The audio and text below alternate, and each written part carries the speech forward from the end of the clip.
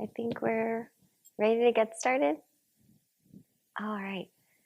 Thank you again, everyone, for joining our session today on this wonderful Wednesday morning in the month of April for Autism Awareness Day. So I hope, again, you're spreading awareness and information in support of all of our children with autism. So let's go ahead and get started. Again, thank you for joining wherever you are across the state of California and joining us here at Imperial County SELPA as we engage in the topic today of exits from special education status. So my name is Dr. Deborah Montoya, and I'll be your presenter for today. Feel free to actively use the chat. Lupita Holguin Rubio, my esteemed colleague, will be the moderator of the chat. So I have to say first and foremost a thank you to the California Department of Education and the California Collaborative for Educational Excellence, who are our grantors and provide funding for the great work that we do to improve outcomes for English learners with disabilities, and in part engaging with you through professional development via Zoom this morning and also in person, and all the emails and the technical assistance that we're here to support you with. We're more than happy to connect with you in different modalities. One of the important aspects of the work that we do is our connection with each other as special educators and general educators. Vanessa and I both have over 20 years of experience, myself having been a school psychologist, a principal, special education director for an LEA, and then the county office prior to my role as a SELPA director. Vanessa comes with over 20 years of experience as a special education teacher, an EL coach, and all of her supports for inclusionary practices, including co-teaching supports. And Lupita, again, rounding out our team as an EL specialist, having over 20 years of experience as a curriculum coordinator, EL coach, and support provider for the county offices in support of our local school districts. Have the opportunity to lean in with each other in this work. And we hope that you will do the same. So if you're participating wherever you are across the state of California, whether you're an EL specialist, a special educator, an education specialist, a school psychologist, speech pathologist, all the different roles and titles that you carry, roles and responsibilities. So as we come to you from Imperial County Office of Education, Imperial County SELPA, we are part of the greater system of support. We provide supports to both districts, county offices, as well as SELPAs and their respective school districts. So if you're a SELPA provider, whether you're multi-district SELPA or single district SELPA, we are here to support your LEAs. Again, where you find a need regarding our content lead topic, which is English learners and English learners with disabilities. That is the focus of our work, as we recognize that that is a continuous growing group of students who need intensive supports, both to meet their needs in English language proficiency skills and language acquisition, and needs as it results from their specific disability category within those 13 disabilities. That's a little bit about us and where we come to you from. If you want to learn more about our project, we do have an infographic that gives you a general overview, as our responsibility is as capacity builders, connectors out in the field, and facilitators of your own work as you work through your root cause analysis in identifying what are the needs of your students who are English learners and students with a disability, and then our dually identified students with disabilities. And likewise, perhaps through your root cause process, it has led you here with us in this space to further discuss how to, again, assist and support students who are English learners with disabilities. So through this work, we can again provide support to you, whether it's virtual, phone call, email, presentation, customized series. Again, please do contact us if this is an area of need and passion, which I'm assuming is, as you are here in this session today with us. So we thank you again for your partnership and collaboration. We'd like to know a little bit more about you, so feel free to add into the chat who you are, your name, if you work in a district, a county office, a SELPA, and what your position and role is. Are you an EL specialist, some general educators, perhaps there's some principals, administrators in this group, and then in addition, some EL specialists, we hope, maybe some school psychologists, special education teachers. Please do reach out. We love to hear who's in the session with us today. And again, just so that we have an idea of what some of the questions might be that you come with into. Feel free to drop it in the chat, who you are, a little bit about the role that you do in your assistance and support to staff and students where you are in California. We actively ask you to participate via chat. That really gives us an idea of maybe your reflections, any wonderings that you have during the course of the session. So feel free to drop anything into the chat, questions, reflections, wonderings. As I mentioned today, Lupita Holguin Rubio will be the moderator of the chat. And then of course, during breaks, we will look at all of the questions, and we may even have some time for some live Q&A today, as this is a one chapter section. So today will be a shorter session for today. So do know that, because those of you who have attended our series of trainings know that we typically provide you a full day session full of resources, but today will actually be a noontime adjournment. I do anticipate to give you a break every hour on the hour. Again, to ensure you have an opportunity to give yourself some grace and flexibility, as again, participating online amongst your other duties, I'm sure, especially those of you who are at a school site. So I thank you for your participation and being here with us today, and hope that again, this session provides you with much needed information as you again explore how you and your region can assist and support and ensure improved outcomes for English learners with disabilities. We do have our consecutive Padlet of days. So if you missed any of the series sessions, all of the sessions are there in the Padlet. For today being chapter 8, you will need to navigate all the way to the right of the Padlet to find the column or shelf with all of the chapter 8 resources, including today's presentation slides. So let's give you a little bit of a pause. Make sure you have that Padlet open. And then of course, if you wanted to download those presentation slides for today, you're more than welcome to do so. Also know that the Padlet can be remade. You can share as you see appropriate. All of the resources and tools that we share with you are free to you to reuse, rebrand, retrain, and support your own communities of practice, your teachers who you serve if you're in an administrator role, again, so that we can continue to move this work forward. So again, the Padlet is there for you. Take an opportunity to open up the Padlet. I'll be referring to it during our session today. So let's go ahead and get started into, again, some grounding information. Who are English learners with disabilities? So as we think about who are our students, who are English learners with disabilities, we want to be very clear that first, when we consider our students who are English learners are students who have a primary language other than English. Students that are in our education system, knowing that students who are English learners having a language difference, being a bilingual student, a multilingual student, in and of itself is not having a disability. But when we use this term, dually identified students or English learners with disabilities, that means that the English learner has gone through a series of assessments, that student has been assessed with culturally and linguistically appropriate practices, for which the student has been found eligible under the federal code, the state mandates, the Individuals with Disabilities Education Act has been addressed and adhered to with true fidelity and reliability, such that the student has been found eligible within one of the 13 disability categories. For that reason, then we would say the student is eligible, the student is an EL with a disability. During the course of our conversation, in as much as we'll be discussing exits from special education status, it's always very important to recognize, how did the student initially become eligible for special education status? To be deemed eligible for special education supports and services. As we know, again, that all students are general education students first, and for students who are English learners with disabilities, special education is a support. It's provided and layered onto that student's supportive needs. It's not a place, but yet a service.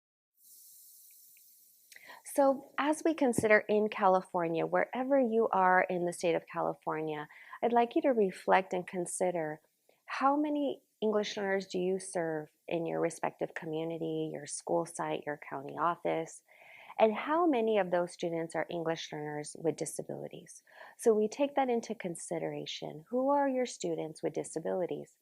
In California, approximately 26% of our students who are English learners are students with disabilities.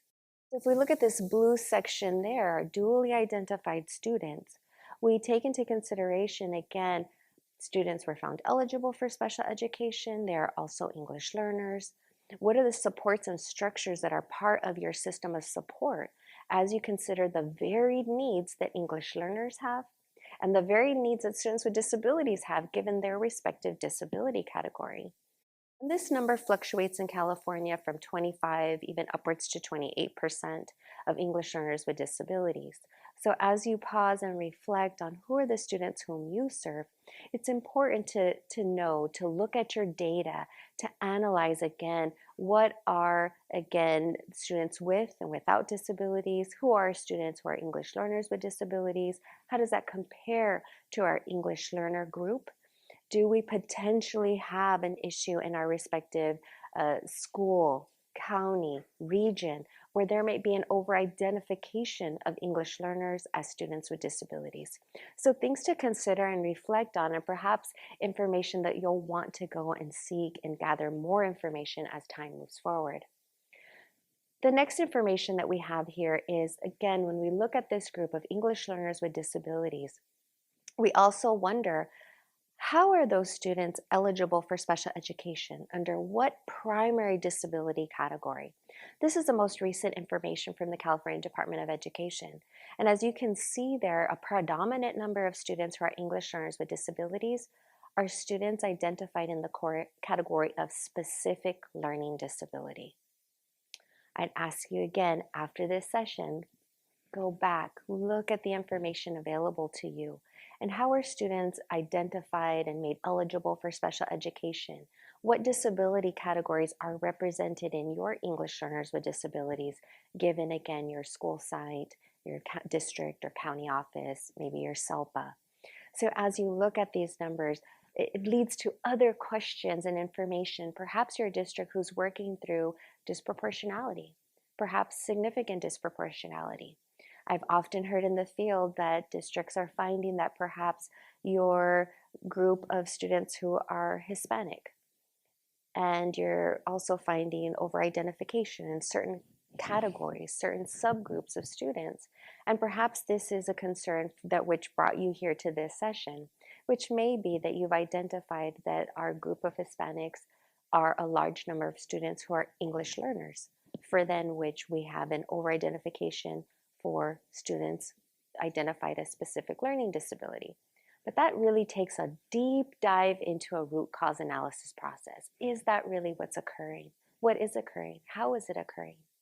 So when you think again about English learners with disabilities, there are such a varied and diverse need of students and student groupings that we want to ensure again that we're targeting the needs of the specific students whom you serve, and why that deeper data analysis is so important to truly understand who are our students, who are our individual students, how are they being served, how are they assessed, how were they referred for special education. If you've attended the sessions and the series with us up until this point, today is series number 4, chapter 8. You may want to go back to other sessions, and I'll share that with you as we move through this section today. Another bit of information which is important to the field, and I share this with you because it is the newest information that we have available regarding English learners. And it's very telling. I know it led me to ask many questions about my own region as I looked at data in comparison to the statewide data. And I hope that it helps you also to think about what are the questions that you might pose through your processes. So as we consider long-term English learners and students who are struggling to make progressive leaps towards increased English language acquisition skills, we again have concerns. How are students being supported in their respective school sites? What does comprehensive ELD look like for students with disabilities? So here you'll see that LTELs with a disability, so students with a disability who have been identified as long-term English language learners, 39%, little over 39%. And those students who are at risk of becoming an LTEL, students with a disability who are dually identified, again, who are making very limited progress towards English language proficiency. Again, concerns. We come back to ask, what are the needs of that student? And as a student with a disability, again, have we deeply looked at their needs as an English learner, their need for English language acquisition skills, exposure, support, instruction. What does designated ELD look like? What is their access to ELD standards? And then again, how is the student supported in relation to their specific disability needs, given wherever they fall in the 13 disability category? I think about this month of April when we consider that when we discuss the needs of children with autism, and that every child is different. And when you know one child with autism, you know one child with autism. I'm sure you've heard that before. But I truly believe that that is the same for all disability categories. Each child is unique. Each child brings light. Each child brings skill. Each child has assets that we can build upon. We are all different, all with relative strengths and weaknesses. But what this data tells us is that there's definitely some room for growth. How do we more deeply focused, intensive, targeted, intentionally address the needs of our long-term English learners and assist them with support? So today I'll talk a little bit about that, improving outcomes for our English learners with disabilities. Our grounding resource and our focus is the California Practitioner's Guide for Educating English Learners with Disabilities.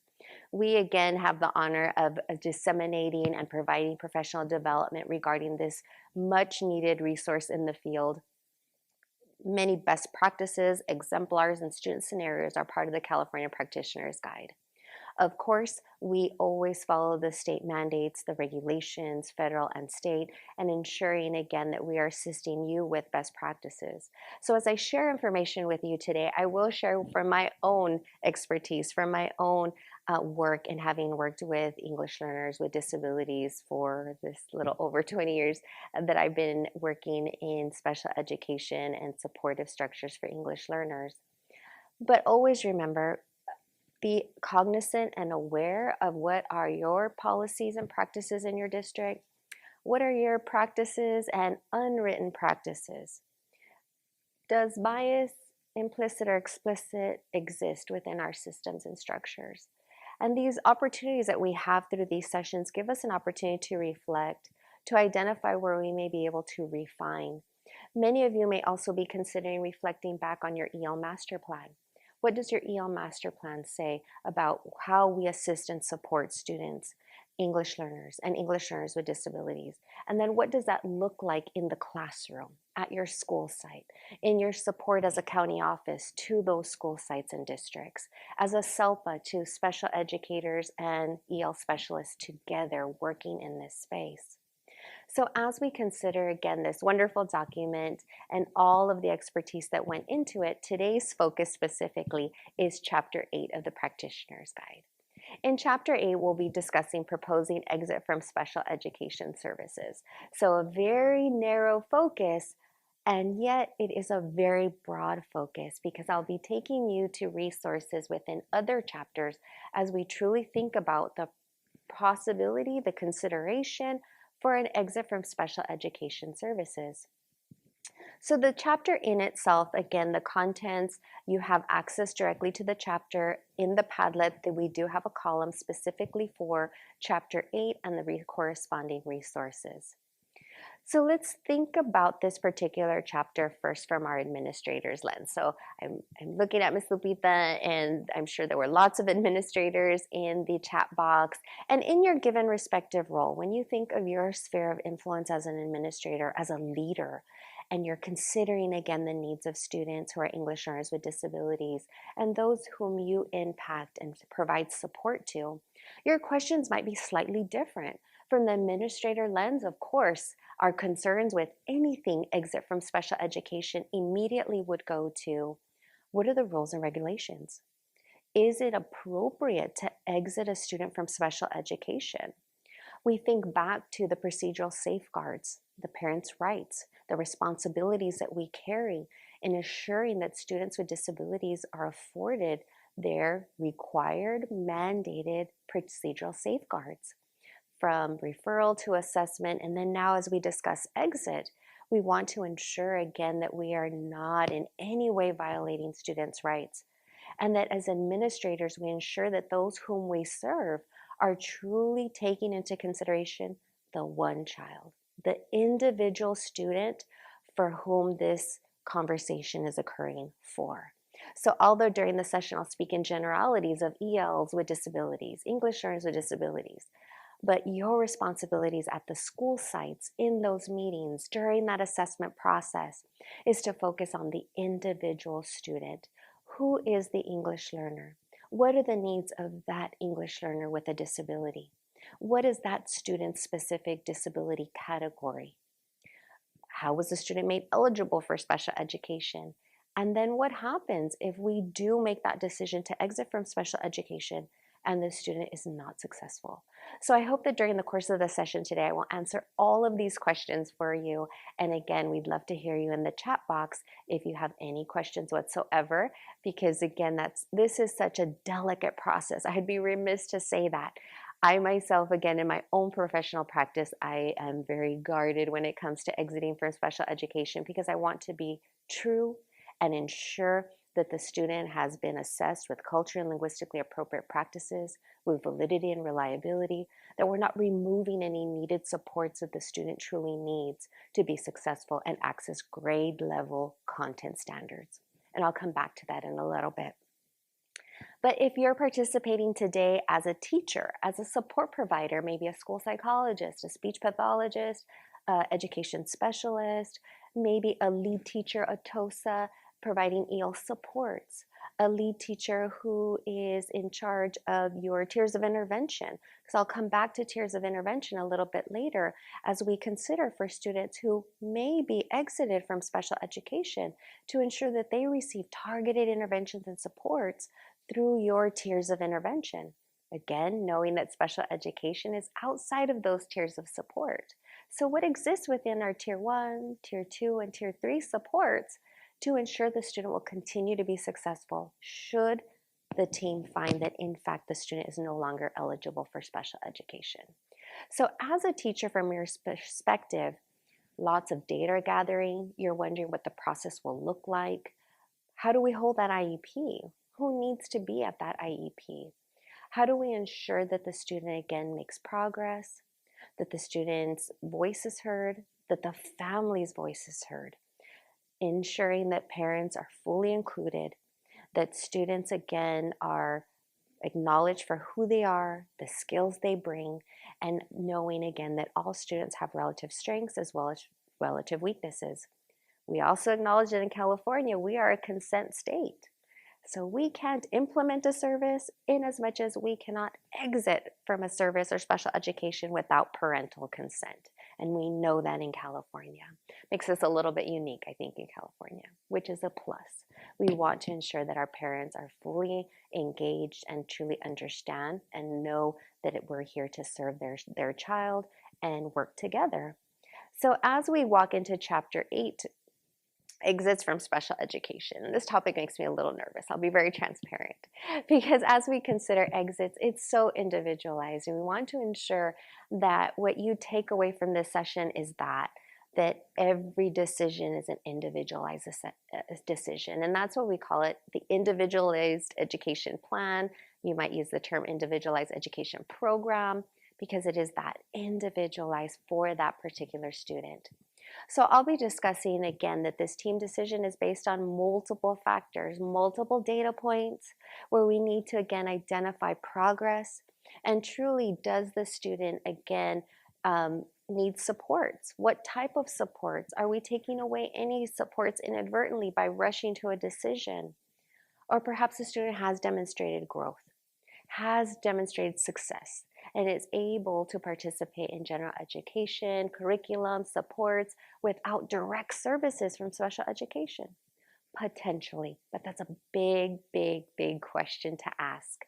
And it is done through a multidisciplinary team approach. The IEP team is a multidisciplinary team approach at all times. Teachers, EL specialists, if the student receives specialized supports, direct services, speech pathologists, school psychologists, again, the family, without the needed information, without the data, without the quantitative and qualitative data necessary to make an honest and true decision, are we doing that student justice? Are we truly elevating the skills of the student while also identifying needs, deficits, and where supports are necessary. So having that full multi-team approach is crucial to this process. So as you consider the needs of English learners with disabilities, we always look to who's at the table, who is actively engaged in the conversation as we identify the needs of the individual student from these different levels of expertise. So before I go further, I do have a question, and I hope that you won't be shy in the chat box. I ask, is it a legal mandate that a member of the English learner department, so an EL specialist, and the IEP team meet for an English learner who is being considered for exit from special education? So is it a legal requirement that that EL specialist must meet with the IEP team as they consider exit from special education? Go ahead and flood the chat. Yes, no, maybe so, I'm not sure. That's okay too. Okay, sounds like there's a lot of no's so far. Is it a legal mandate? Is it a legal mandate? Looks like we still have more no's. I know when I ask these questions, sometimes folks say, is this a trick question? Well, the answer does feel like a trick question, and I'm hoping that some of you, like we are, thinking, we wish it were.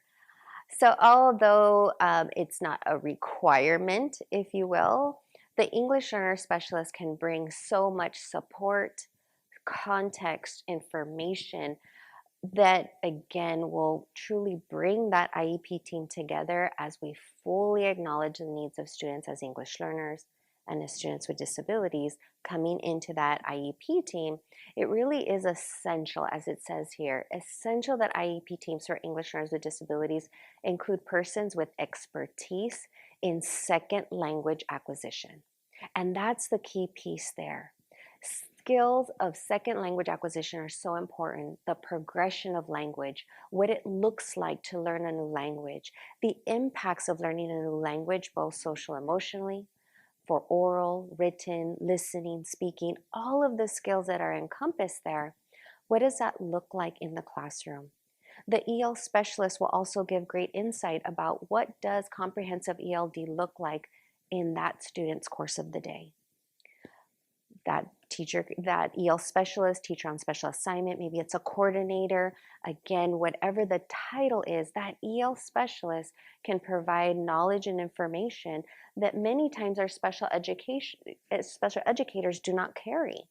And again, that's why we all have our levels of expertise. Oftentimes we talk about, well, these siloed effects, and having experts in each of these prongs is very, very important. It's how we bridge the knowledge and leverage that knowledge together that's so important, so that we truly understand the needs of the individual student, that we acknowledge what is a language difference versus the disability throughout this conversation, that we fully identify what are the needs as it results from the disability.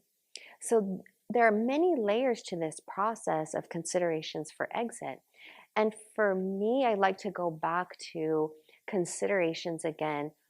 How was a student eligible for special education? When we go back to that initial evaluation and understanding the disability needs of the student. What is the disability? What are the impacts of that child's disability on that child's learning? And I say that child because it is such an individualized conversation. So as we think of all of the scenarios where a student could be exited from special education, so here you have a list of information. I'm giving you lots of text today because I'm hoping it'll help you make informed decisions as you move forward, because we want to ensure, again, that we uphold all of the federal and state mandates, that we are cognizant of the responsibilities that we hold in as much as the liabilities that we hold through this process. Exiting from special education is a process in and of itself, unlike any other, because we are truly having a conversation about removing services. I think it makes me just as nervous as when we have conversations about reclass, removing services again. And are we making the right decision? So as we think about today exiting from special education, our focus will lie on this last bullet. So students who are actively enrolled, students who are under the age of 22, students who have not yet earned a high school diploma. So our focus is on this last bullet, true focus there. An IEP team, to include the parent, again, meaningful parent participation, may determine the student no longer requires specialized supports and related services and exit the student from special education. So just to be clear, that is our focus again. In those determinations made by IEP teams, of course, including the parent, parent is part of the team, the core team for a student. So as we consider who are the required members, this question often comes up. If you attended our session regarding IEP and IEP development, that is in day 3 of the series. You can access that one if you missed that session. The recorded module is now on our website as well. So let's focus on required IEP team members, and not limited to by any means. Every child's an individual and you have different systems. You might be from a small rural community where you wear many hats. You're the EL specialist and the coach and the literacy coach. So again, dependent on your role, you will determine again how that team is constructed, who assists with assessment and data results. But the IEP team member specifically must include the parent guardian and or their assigned representative. Parent guardian is a must. At least one general education teacher, whether or not that teacher is directly supporting and serving the student. Because there are times when there are students who, because of the significant disability, their extensive support needs, they are, and I hope this is very far and few between, that there are students who, again, may at this time not receive instruction from a general education teacher, but it's always our responsibility to discuss how we are going to work towards ensuring that the student does have access to general education supports, access to the maximum extent appropriate to their non-disabled peers. When we consider specialists, that can be a very broad group. And that's where we would discuss our potential reading coaches, literacy coaches, our EL specialist, EL coach. Who is that person at your respective school site? Or maybe it's a district provider who visits your school site. What does that look like within your system? And how can we get that person involved into every IEP of an English learner with a disability if you're not doing that already? So definitely an area that you'll want to target if you're not yet including your EL specialist in your IEPs for ELs with disabilities. The special education teacher must be there. Specifically, many times we use the term case manager for that education specialist who is directly responsible for the IEP development and the direct support to the student and providing that direct service. And then we have many service providers. So depending on the needs of the student, maybe that you also have your school psychologist, your program specialist, maybe your SELPA support. Perhaps there's an advocate invited by the parent. Perhaps this is a conversation where you may need to utilize your alternate dispute resolution support provider from your SELPA or your county office as you come into these conversations, because we don't take exits lightly. The IEP exit is, again, something that needs to be considered thoughtfully based on data that's individualized and multiple sources of data. So your IEP team may also consider a transition, an agency, as the student may be 16 or over, or team already feels earlier that the need for the conversation for a transition needs to occur. So the IEP team, again, revolves around the needs of the student and ensuring that all of the active participants that are necessary are there. Because, again, we want to ensure that we're upholding the students' procedural safeguards, the rights that are afforded to our students throughout this process, that when necessary, again, when our parents of our students are of a primary language other than English, that they are provided an interpreter upon their request, and the same is true for translated documents. Parents need to be fully informed and understand what they are consenting to. That really is what meaningful participation is. So if the parent is not fully aware of what is this process that we're discussing and what does that look like, it is our responsibility as the IEP team to inform our team member, which is that parent guardian, to inform and ensure that they truly understand the decisions, the conversations, the data that's being reviewed in a manner that's understandable, that they can again assist and support us with making this very difficult decision. So as we consider meaningful parent participation, procedural safeguards, very important. The IEP that you're going to hold, should you be considering exit from special education, is considered a change of placement. For my special educators on this session, that makes sense to you. You know that when I say that term change of placement. For general educators, anything that's a change of placement is not taken very lightly. It is a serious conversation because we are then completely changing the supports, the setting, in this case, potential exit, removal of services. So as we have these conversations, we want to ensure that parents are provided with their procedural safeguards, that again, they are translated if necessary. If the parent's primary language is other than English, they receive that document in their primary language, and that they're afforded the opportunity to ask questions, and that it's fully explained to them in their primary language what the procedural safeguards are, what are the processes to ensure, again, that meaningful active participation of all participants, which again includes parents and guardians.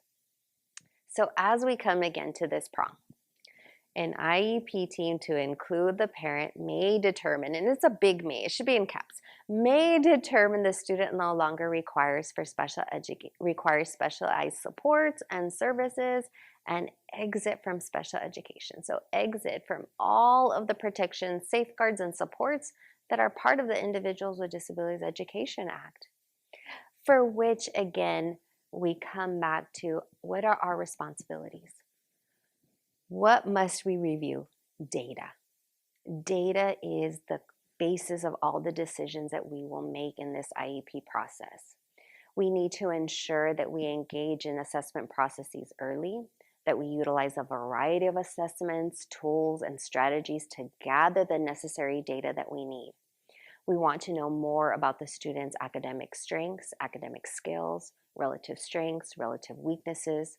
Many times what I found is that this particular conversation regarding exits will occur as part of a plan review eligibility evaluation. So eligibility evaluation team, many of us still use an older term, which is triennial. I know we've shifted since CalPADS, but triennial evaluations, a full comprehensive evaluation to truly ensure that we're gathering all of the necessary data to make this important decision of, is the student truly needing, or I should say not needing, specialized supports and is ready to be 100% in general education without any supports and services from special education.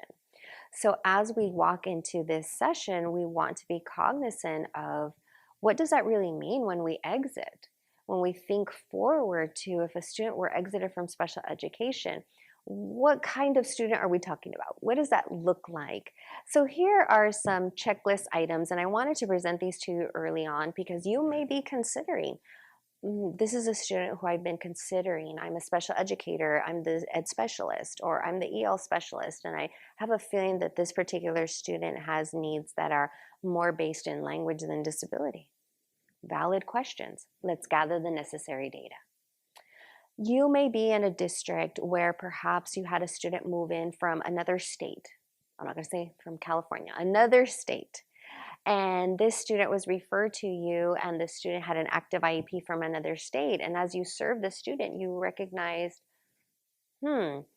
this seems more like a language difference rather than a disability. In the primary language, the student is very successful, and I'm having wonderings. That could be the opportunity, again, to call that IEP team together, to have a discussion, to say, perhaps we need to engage in a comprehensive evaluation. So it's not to say that you have to wait for that triennial evaluation. Nevertheless, again, you want to have conversations and dialogue if this is, again, a conversation that is necessary based on what you see as the needs of the student or the reduced needs that the student has. So let's go through this list here. What do multidisciplinary teams look for when considering? So as you're considering, we not yet have agreed to assess or to go through that process, but what are we considering for potential exit?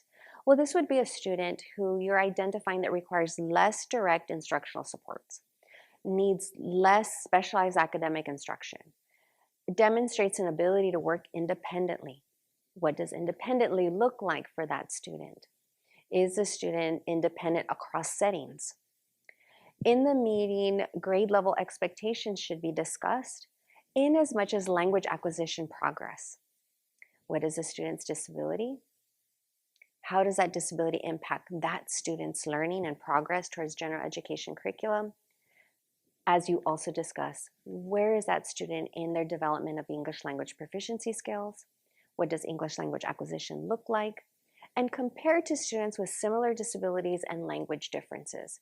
That will be also important because as we, yes, look at each child individually, it's also just important to step back and say, again, given students with similar language backgrounds, with similar English language acquisition skills, and perhaps with similar disabilities, this is a student, again, far more independent, again, making progress, that progress, again, is being noted across settings, and that the data confirms the student is able to access and progress in grade level content. So the data confirmation really comes through our assessment process. However, coming into this conversation, you already have formative data, data related to your district or school site benchmarks, as you consider your ELA and ELD adoptions and the assessments accordingly from the classroom, teacher observations, EL specialist observations. All of this information is necessary to truly identify, is this truly a conversation we're ready to have for this student? Why are we considering potential exit? Again, we come back to the requirements of the Individuals with Disabilities Act. We want to ensure, again, that we are upholding all of the state and federal mandates. And that is the same true for eligibility in as much as it's true for exits. Because we're conducting, and every time we have a triennial, so every 3 years, we are required to conduct a triennial evaluation. So we evaluate every student with a disability to determine, again, is that student continuously eligible for special education? What is that student's primary disability? That is the process that we carry for all students with disabilities. And for which I mentioned again that many times this is how the conversation comes to play, is that the student naturally is ready to be assessed for their triennial evaluation. We're reestablishing eligibility on that 3rd year. And at this time, perhaps the team is leaning towards, I'm seeing some great independence, which is fantastic, and I'm seeing some progress. And yet we want to ensure that we conduct assessments that are valid, reliable, comprehensive, and ensure that we're using measures and tools that are appropriate for the student whom we're assessing. So while planning and conducting the assessment process, we go back to comprehensive assessment. So if you attended that particular session regarding comprehensive assessment, perhaps you have additional questions about what does a culturally linguistically appropriate assessment look like. We also have that video on our website. I would highly recommend it if you, again, are in any way in an IEP team. Whatever your role is, it's important to truly understand what makes a comprehensive, linguistically appropriate, valid, and reliable assessment, so that as you're listening to the assessors, and hopefully you are also adding data, whether quantitative or qualitative, we ensure that first and foremost that we understand this first bullet. And I'm going to read it directly to you. The normal process of English language development, as well as manifestations of dialect and social linguistic variants, shall not be diagnosed as a disabling condition. Very, very important. So in as much as we took this requirement, this mandate to heart during the initial assessment process, we again ensure that we are upholding this mandate through the triennial evaluation process and this exit process, assessment process.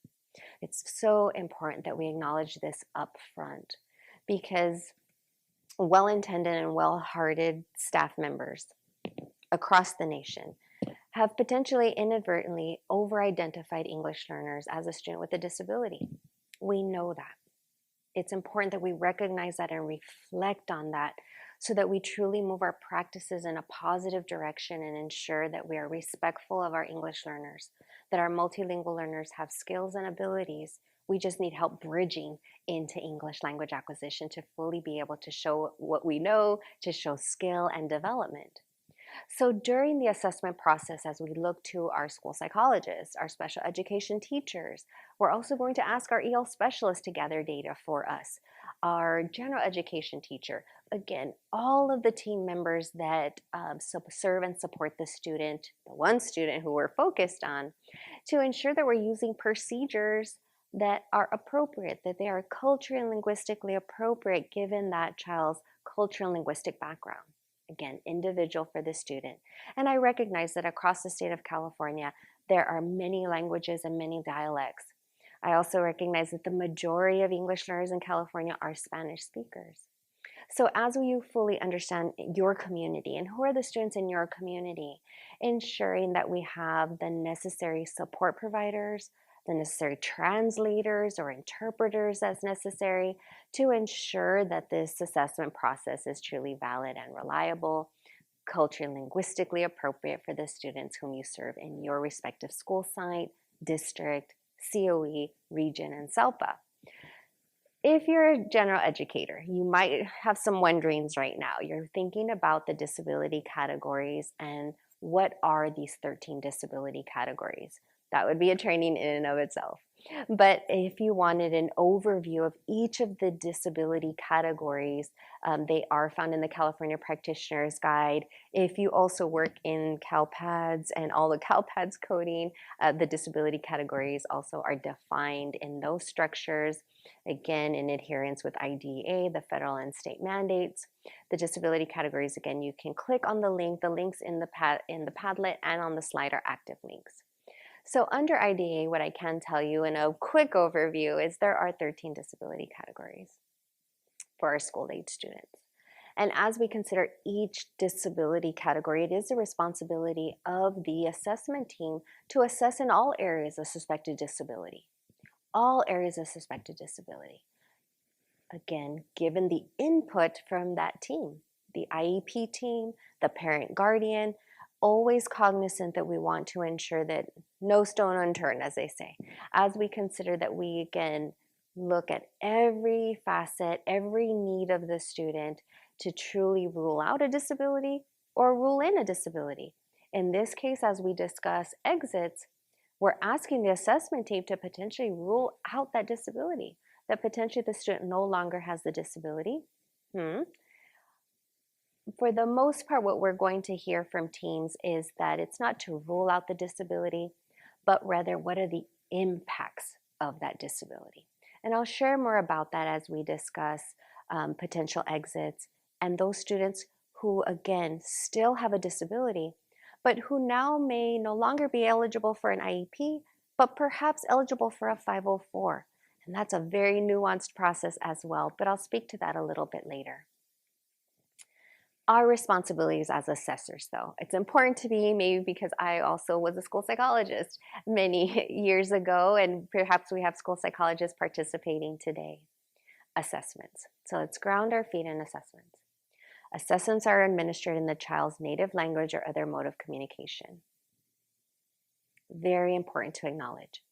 Our responsibility as assessors is, yes, to assess in English, yes, and where there are deficits, where there are needs, where we identify that the student, again, is struggling, where there are, again, discrepancies, patterns of strengths and weaknesses, whatever the system is that you use to assess and look at and differentiate and understand information, we're going to lean in then and assess in the primary language in those need areas as well. And that's very important. I recognize across the state of California, there are times when you are struggling because it is another language. You're trying to identify who are the translators available. How do we access translators in your community? And that, again, I can't tell you enough how important that is. That when you need support as assessors, that you seek that support. If you're an administrator, I hope that you're reflecting on who are the list of translators that are available. Do my assessors know, my school psychologist, my speech pathologist, my occupational therapists, again, all of the support providers that serve that student who is an English learner with a disability. Are they aware of the list of translation supports that are available? Do they have knowledge of how to contact and get that translator scheduled? Have they worked to debrief that translator, to train that translator, to ensure that we maintain fidelity and reliability to that assessment tool? All of these processes are embedded in our assessment and cannot be overlooked, because that's how we truly know and understand how students are learning, progressing. And for English learners with disabilities, I'll share this ongoingly this morning. We're always looking at this very delicate line between language difference and disability. Is this normal progression of English language acquisition? Have we truly understood where the student is in their primary language? Does the student demonstrate deficits in both languages, their primary language and in English, for which then we say this is the impact of the disability? So as we consider again the mode of communication, yes, there is that clause on the bottom, unless it's clearly not feasible to do so. But I would hope that with intent that each of you would first look to, can I have access? And I hope that you do, and that you work towards that if you haven't yet, to have access to interpreters if you yourself are not a fluent bilingual assessor in that child's primary language. Because yes, we can utilize nonverbal assessments, and yes, we can utilize other forms of observations and non-standardized assessments. But when we truly have a comprehensive full battery, we've taken into consideration the English learner's native language and mode of communication. So that comes to assessor sensitivity to linguistics and culture. So that takes into consideration, again, all of our assessors. And when I say assessors, it truly includes everybody on that assessment team. Because as we consider general ed teacher, we're gathering data. Our EL specialist, asking them to gather data, to conduct observations. So as we think of all of the data that's available to us, we're thinking of all of these different forms of data that we're gathering, again, qualitative and quantitative. We're understanding that we need a variety of data, a variety of observations across settings, that we are looking again deeply at the needs of the student, and in this case, to the point where, is the student truly successful towards grade level content? Is the student truly successful across settings? What does that look like? What does that mean for the student? So we will need norm reference, criterion reference. Systematic observations is so important. We'll share some tools with you and resources, and you've attended other sessions with us. You'll know how important it is for us, the observations both in special education setting, if the student is in a special education setting, in that co-taught setting, if the student's in a co-taught setting, in the general education setting, in addition to their English language arts class, in addition to what does designated ELD look like for that student? What are the opportunities that the student has to utilize, produce, interpret, engage with others in cooperative learning, and ensure that they have access to the ELD standards? And structured interviews, that we fully interview everyone who assists and supports that child during their school day, that we gather the necessary information, that we better understand extrinsic factors, cultural and linguistic factors, parents' point of view and information, and what they see of their child and that child's progress. What does language usage look like in the classroom in English? What does language usage look like at home in their primary language, or there's comfort? So as we consider all of these different assessment tools that are available to you, what tools perhaps could be made available to you, my assessors oftentimes think like, gosh, I really have wanted that assessment battery in this particular language, or we absolutely need to build our list. Our list is not very robust of translators that's available to us. So with that, I want you to stop and pause, think about and reflect on, what do assessment practices look like in your respective school site, district, county office, across your SELPA? How do we take into consideration and assure that our assessors are using sensitive, culturally and linguistically appropriate, valid practices? So with that, we're going to go ahead and take a 5-minute break? Let's go ahead and take a 5-minute break. We'll continue to monitor the chat. We'd love to hear you in the chat as you reflect about assessments and assessment practices in your area where you are in the state. So again, let's start your 5-minute break. I hope you take a little break, eyes off Zoom for a little bit. Thank you so much. All right, excellent. So welcome back again. I hope we had a nice break, and we'll pick up where we left off. Granted, I understand many of you have lots going on at your school site, and again, if you at any time need to log out and log back in, we completely understand. Just use your same Zoom link, and then of course the recording will be on our website, and again, all materials are on the Padlet. So during the course of the break, we did see a few questions seen in the primary language. So as assessors, or perhaps you're an administrator who supports assessors, again, number one, what is the child's primary language? Ensuring that we are assessing English, and where there are deficits that we are then assessing in the primary language to truly determine, is this truly a disability? Is this, if it is a disability, it will be identifiable in the primary and the secondary language. So as we consider English learners, so long as the student is classified as an English learner, and I'll speak to LPAC in a little bit, but as the student is identified as an English learner, we have an ethical responsibility as assessors to ensure that we're assessing in the primary language, that we're engaging in some form of assessment to ensure that we're taking into consideration the student as a primary language English learner. What is their primary language? What are the impacts? What does English language acquisition look like for the students? And that we are assuring that we can, with validity and reliability, stand behind the assessments, the tools, and how we use those tools during this assessment process. So prior to the break, I did ask our administrators to be reflective on how do we ensure that our assessors have full access to translators of all of the languages and dialects that are represented within our region, within your school district, your school site community. Very important, because oftentimes what we have heard from assessors is, I'm not sure, I know it costs my district money. I don't know who to ask. If that is where your assessors are, we're doing a disservice to both your assessors and first and foremost to our students. Our staff needs the support. As administrators, we want to ensure that we're supporting our staff so that they can engage in culturally and linguistically appropriate practices to then again ensure that we are assessing students with validity and reliability. So as you consider your role in your respective region, county office, district school site across California, considerations for what are the resources available? Do we need to acquire additional resources? How do we message that to our support staff at the school site to ensure that they again have access and opportunities to again ensure that assessment practices are valid and reliable?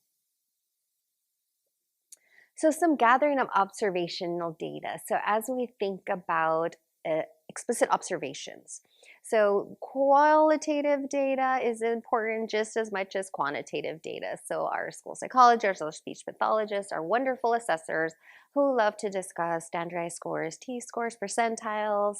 Again, as yes, our assessment tools are very, very, very important. Observational data is equally important, because as we consider what does the assessment score look like, it is also important to identify how does that skill transfer and look like in the classroom. How does that student's disability affect that child's independence? How does that disability affect that student's ability to engage and be independent, to demonstrate skill and knowledge in the classroom? What does that disability's effect on that student's behavior, social, emotional skills, and status? So when we think about, yes, the standardized scores, the patterns of strengths and weaknesses, the discrepancy model, indicators and rating scales that assist us with adapted living skills, independent skills, that help inform us regarding the child's needs as related to the disability of autism. Whatever the disability category is that you're assessing for, and again, assessing in all areas of suspected disability, it's just as equally important to identify what do those skills look like in the classroom. Sometimes I would venture to say it's more important. What does it look like in the classroom? Because as we know, we have many students who have great skills, who have many relative strengths, interests, and skills that they are able to demonstrate in a control setting with the assessor when rapport is built, when they're being assessed in their primary language and in English. And the skill set is there, and we see these wonderful scores. Perhaps we're seeing scores, again, between 80 and 100 average. But does it look like that in the classroom? And that's where we need our general education teachers, our EL specialists, our EL coaches to help us and assist us, including yourself as assessors, of observing the student across settings. As English learners and English learners with disabilities, those needs for supports across settings, and maybe more supports are needed in specific settings based on the need as it results from the disability. So here from Chapter 4, we have 2 appendices that we've shared with you before if you've attended other sessions with us. If you haven't and you want to dig deeper into IEP processes and assessments specifically, we want you to go over to Chapter 4 and Chapter 5, as again, that reviews all things assessment in IEP and more information about focused observations of the English learner during English instruction, of course, during designated ELD. What does integrated ELD look like for the students? So again, across settings, what do primary language supports and resources look like for the student? Because in this particular session, as you're considering exits from special education status, what we know, of course, is that all English learners will continue to retain core service, right? So special education never replaces core ELD instruction. Students who are English learners with disabilities retain designated ELD, integrated ELD throughout. So we're not talking about removing that at all. But we are talking about then the layered supports, which are special education supports and services, direct supports, targeted supports, specialized academic instruction, speech and language services, all of those things that come into that student's IEP. That's the discussion today is, does the child need all of those supports still? In order to make that discussion, I have to say again and again, data. We must base our decisions in data. We must be intentional and gather all of the necessary data points to ensure that it's comprehensive. As we think in consideration of all of the observations and the data and the assessment tools that we gather, importantly for the student who is a student with a disability, we want to review goals and objectives. What were the goals and objectives developed in that student's IEP? And then, of course, we want to review results of individualized assessments, state and direct assessments, district assessments, benchmark assessments. So let's further delve into the data conversation, data for decision making, keenly looking at the data that's, again, available to us, looking for gaps in data where further assessment is necessary. Perhaps as we look at the data, we then determine, no, we need to assess in additional areas to, again, give us the full picture of needs and supports that the student has. So let's first start with this data for decision making in respect to goals and objectives. Is there progress noted on grade level Common Core state standards? As we look at the IEP, so special educators, you're quickly thinking to, what are the goals? How many goals? What are the areas of need to have educational benefit? Through the IEP process, when we discuss the present levels of performance, we look at all of the skills and abilities that students have. What are the students' relative strengths, in as much as what are those need areas?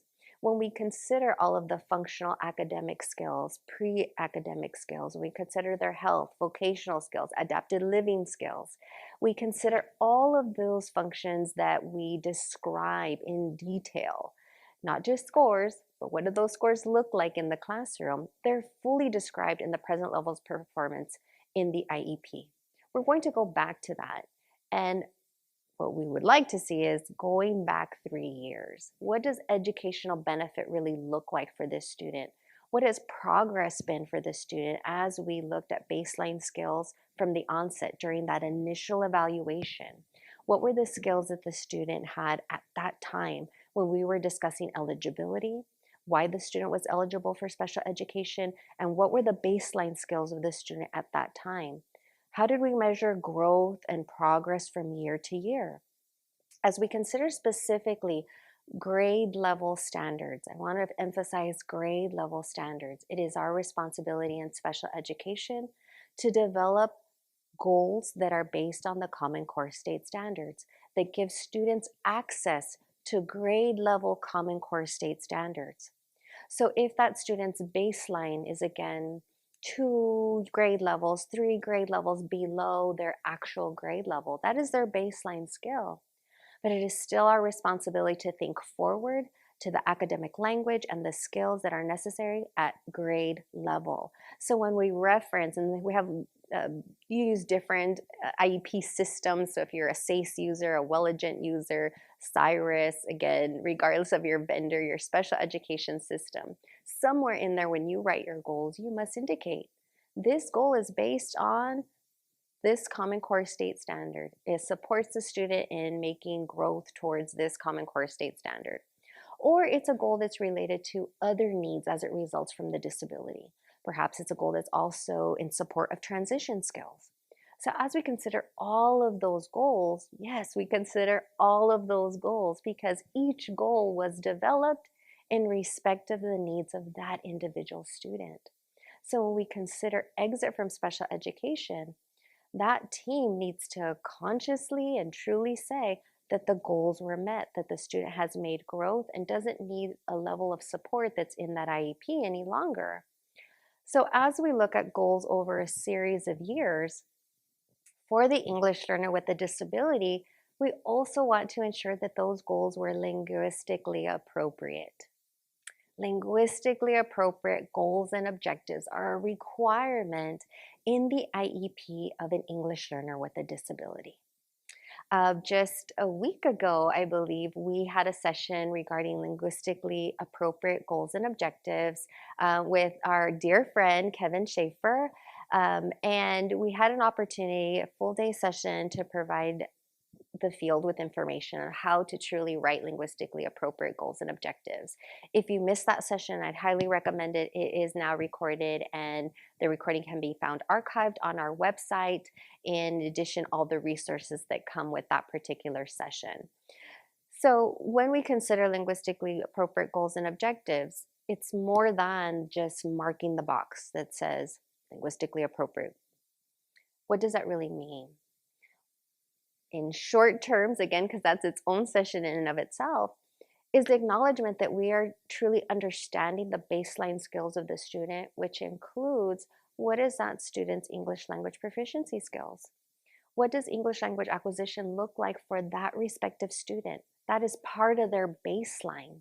So as we considered all of the assessments, both formative, summative, standards-based, standardized assessments, rating scales, observations, all of the data that we've been gathering through this process, when we develop goals, we utilize this information as the baseline to then build skill. So the linguistically appropriate goal is both rooted in reference to the California Common Core State Standard, as well as the ELD standards, ensuring that our students who are English learners with disabilities have that alignment. We're always working in alignment to ensure, again, that we're meeting the need in relation to English language proficiency status and English language acquisition, and then looking specifically at the needs that result from the disability. So we often get this question, and you've wondered it, I'm sure, is does the IEP need to include an ELD goal? Separate and apart, ELD goal. It's labeled ELD. No.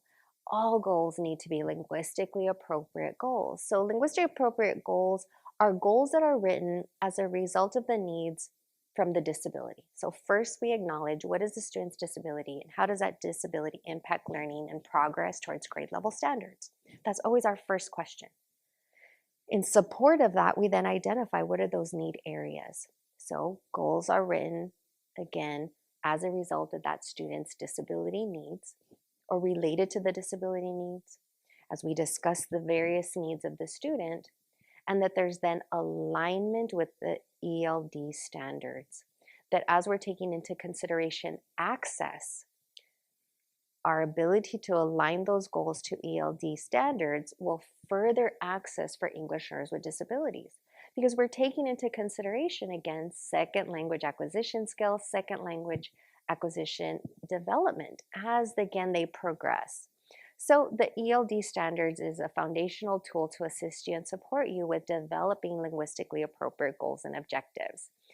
So you may be a special educator who is well-versed in writing goals. This might be your entry point as you work to improve outcomes for English learners with disabilities. And as you consider, again, your goals written based on Common Core state standards, goals that are written to be supportive of the student, have we then also referenced that student's English language proficiency level, the student's baseline skills, and what that means in relation to the ELD standards, so that we have a better understanding and context of where that student is in their progression of English language acquisition. So then we can afford that student the right accessibility tools, primary language supports and resources where necessary, to continue to make progress. So all of these pieces sound familiar to you potentially from other sessions where we talked about assessment and IEP development. And this process, again, is very careful, judicious, cautious as we potentially consider the exit.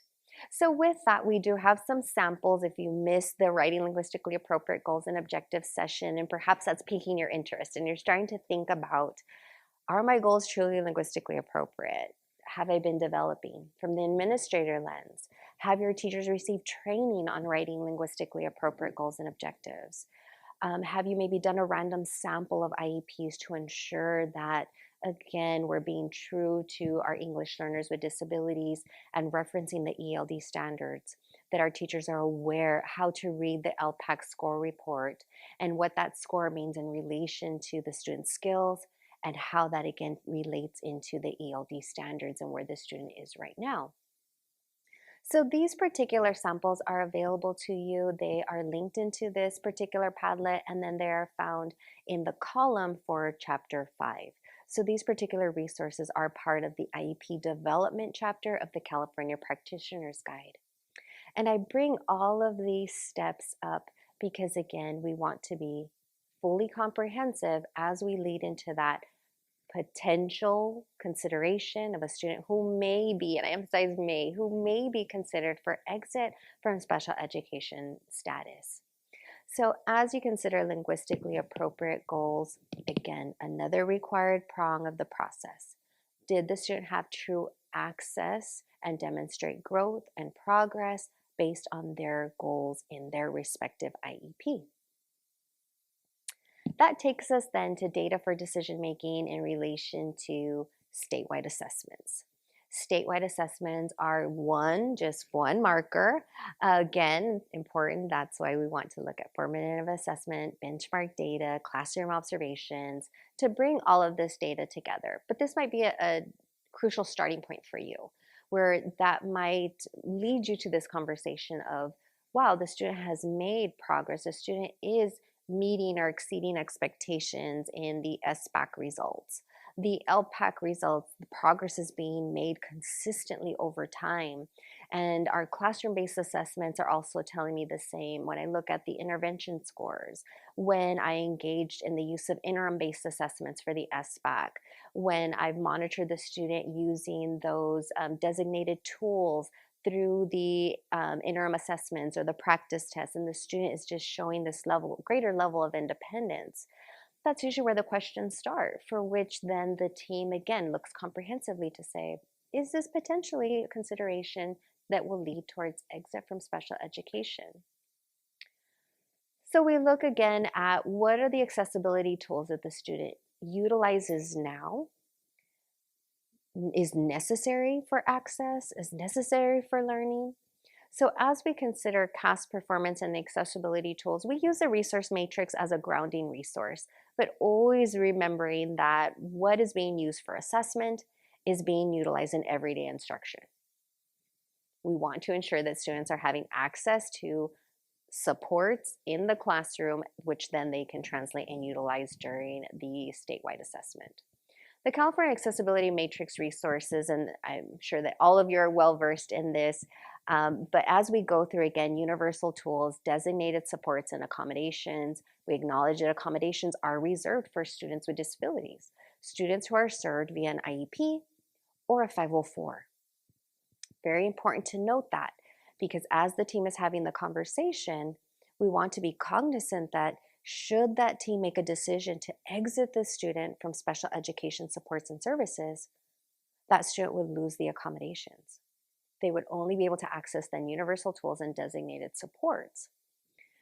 So again, things to consider, because if this is a student who is very successful with the use of accommodations, let alone if that student's very successful with the use of modifications, we want to be very clear that should the team decide to exit, those supports will no longer be available to the student. And is that fully supportive of the student? And that's why when we say progress, what does progress really mean? What does it look like?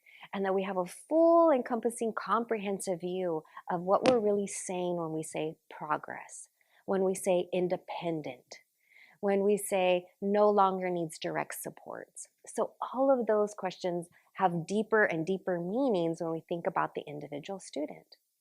So as we consider accessibility tools, as I mentioned again, universal tools available to all students, students with and without disabilities. Any student, no, regardless of disability status, EL status, students have access to universal tools.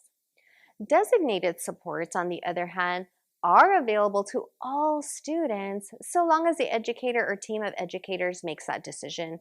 And of course, students with IEPs and 504s have access to designated supports. So designated supports, if you consider your SST teams, your student success teams, whoever those multidisciplinary teams are that are discussing tiers of intervention, that are discussing, again, how to support students at every one of those tiers and ensuring students have access and support, those designated supports, whether embedded or non-embedded, are accessible to all students, all students. And I say that because as we potentially consider the exit of a student from special education status, we're going to lean into these designated supports to ensure that the student continues to be successful and has access to the general education environment. So as we distinguish, again, universal tools and designated tools, we then come to the accommodations. And yes, accommodations are available only for students with a disability. So students who have an active 504 plan or students who have an active IEP. To be clear, again, accommodations do not reduce the learning expectations. They don't lower the state standards. Students are still working towards grade level standards and content. However, they need supports. They need changes in representation, in time, in setting, scheduling, again, to ensure level playing field, access, true access, what is truly fair for that individual student, to show what they know, to be able to access and engage with the material, instruction, assessment, again, across settings and during assessment periods.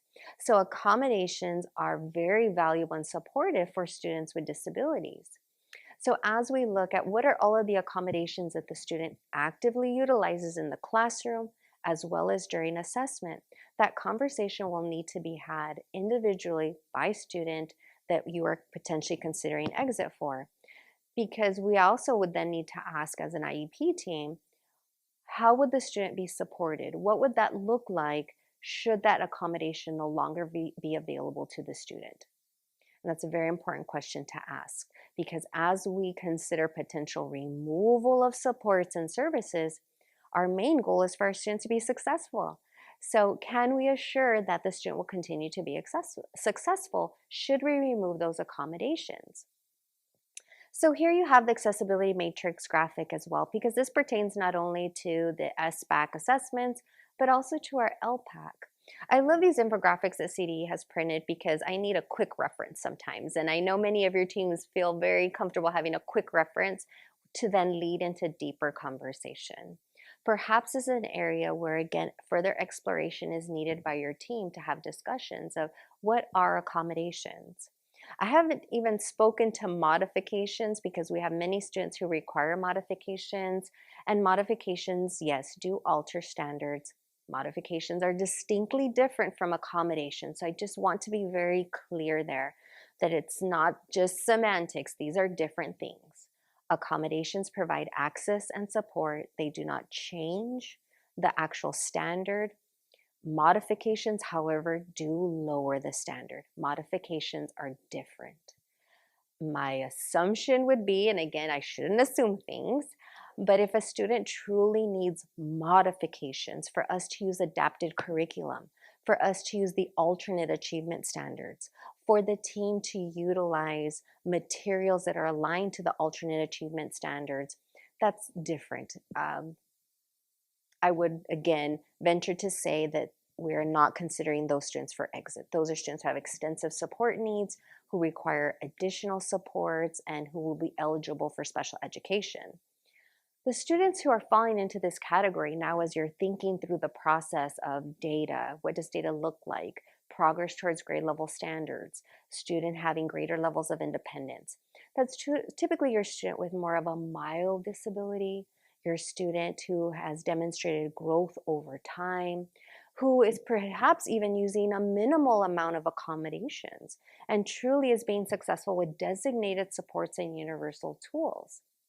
Again, this is an individualized concept. As you think of the individual student and that individual student's IEP and their individual need for accessibility tools. So it's this upper prong. So as we consider the LPAC student accessibility checklist, we're also leaning into the needs of the student as an English learner, because progress is progress made. And we want to ensure that, again, comprehensively, the student has made progress.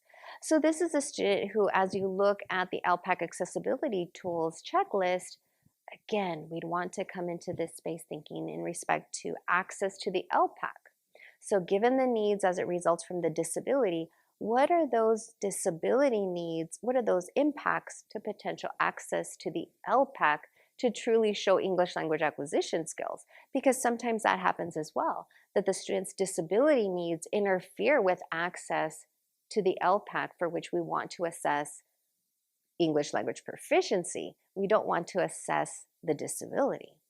So again, when we think about accessibility tools by domain, when we look specifically at listening, speaking, reading, and writing, is this a student who needs a robust group of accommodations?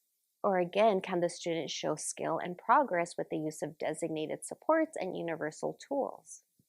Because as we consider if the student were to be exited, losing the accommodations here as well.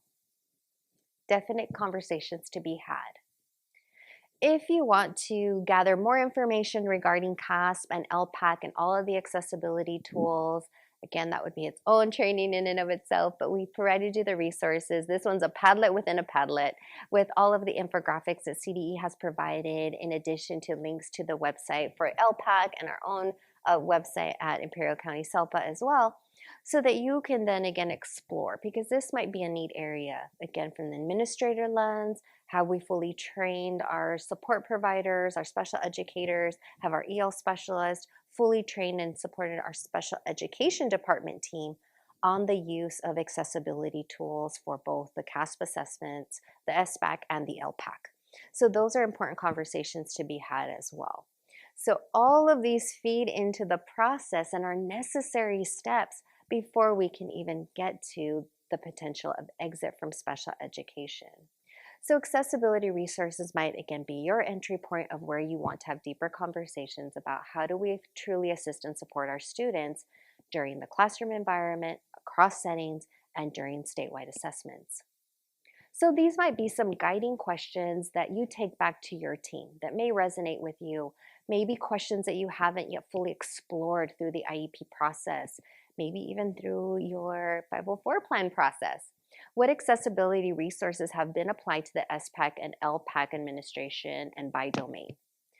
Important questions to ask. What does that look like for the student? What are the supports that that individual student is needing? How are they listed in the IEP? How are they utilized in the classroom? How do accessibility support the students' identified needs? So as we look distinctly at needs as it results from English language acquisition and English language proficiency, and then what are the needs distinctly based on the disability and that student's disability and how it manifests itself in the general education classroom. How are the accessibility supports provided during instruction? That is so important as we conduct these observations across settings and by multiple perspectives. Again, leveraging the expertise of our EL specialists and our special educators, conducting observations in the classroom, looking keenly for what do these supports look like.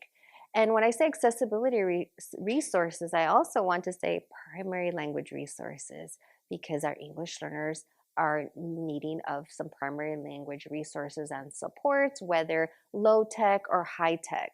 When we think about the IEP, we're going back to, many of us call it the special factors page, where we've listed all of the assistive technology, technology supports and resources that students need to be successful. We're taking all of this into consideration.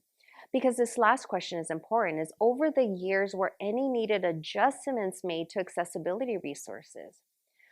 Because perhaps your IEP team comes to the conclusion that we need to make some adjustments. If we truly feel that the student has become more independent, is able to access grade level standards, we could then perhaps peel back some of those accommodations and then see, is the student being successful?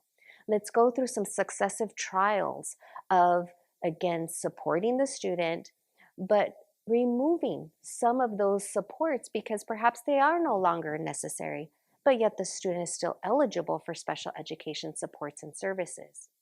So that would be a question to ask, that before we jump to any conclusions and say, let's exit from special education, could we as an IEP team look at the needs of the student and say, yes, progress has been made, the student is successful, and these accessibility supports are no longer necessary. The student has not utilized that accommodation throughout the course of the year, has not utilized that accommodation throughout this semester.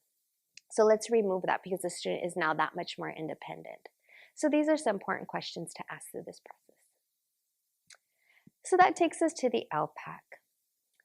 Again, the lens of English language proficiency and English language learner status, and then the needs of the disability. So if we focus now on the needs of the student as an English learner, very important. Again, thank you to our EL specialists and EL coaches who already are part of the IEP process and who continue to be involved in IEPs. And if you're on the other side thinking as a special educator, who is my EL specialist? I need to be friends with that person. I need to call that person right away. I need to knock on the door of the EL coach or the EL department so that we can work together to leverage expertise. Because if this is a student with a disability who's potentially going to be exited from special education, we will again want to be very clear about the fact that the student will retain their English language learner services, because the student is still an English learner, and for English learners, core is comprehensive ELD. So we'll want to again look at listening, speaking, reading, and writing skills, and what does that look like? What are the needs in relation to English language acquisition? Does the student's disability, as it's currently stated now, does that disability affect any of these 4 domains? Maybe all of the domains. In what ways does that disability impact learning in this productive stage of writing, in reading, reading comprehension and reading fluency, listening skills, speaking skills? Have we utilized assistive technology then to bridge that gap between disability and English learner proficiency skills? So these conversations are very involved as we consider, again, the dynamic needs of our students, the individual needs of our students, and their varied needs as we consider, again, EL and disability category. So if that disability category or that disability need has been compensated for, if you will, via the supports and structures, perhaps you're in an IEP where, again, I gave that scenario of not from California, but who was assessed outside of California, and it was determined that perhaps assessment practices weren't valid and reliable and culturally linguistically appropriate. And that's why it's led us to have this conversation about exit. Again, we're going to think clearly about how the student's English language learner needs are met and how the disability needs are met. So as we consider the oral language performance areas, I think often about our students with a specific learning disability who, in that specific learning disability, perhaps their primary learning disability is rooted in dyslexia. Is it an auditory processing deficit that affects, again, their understanding, their receptive skills? What does writing look like? So the more we know about the disability, the features of that disability, and how the disability impacts learning, the more we'll be able to know and understand, again, is this language different or is this truly rooted in a disability? I bring this up consistently because many times it's hard to disentangle. Is this the disability or is this the language need?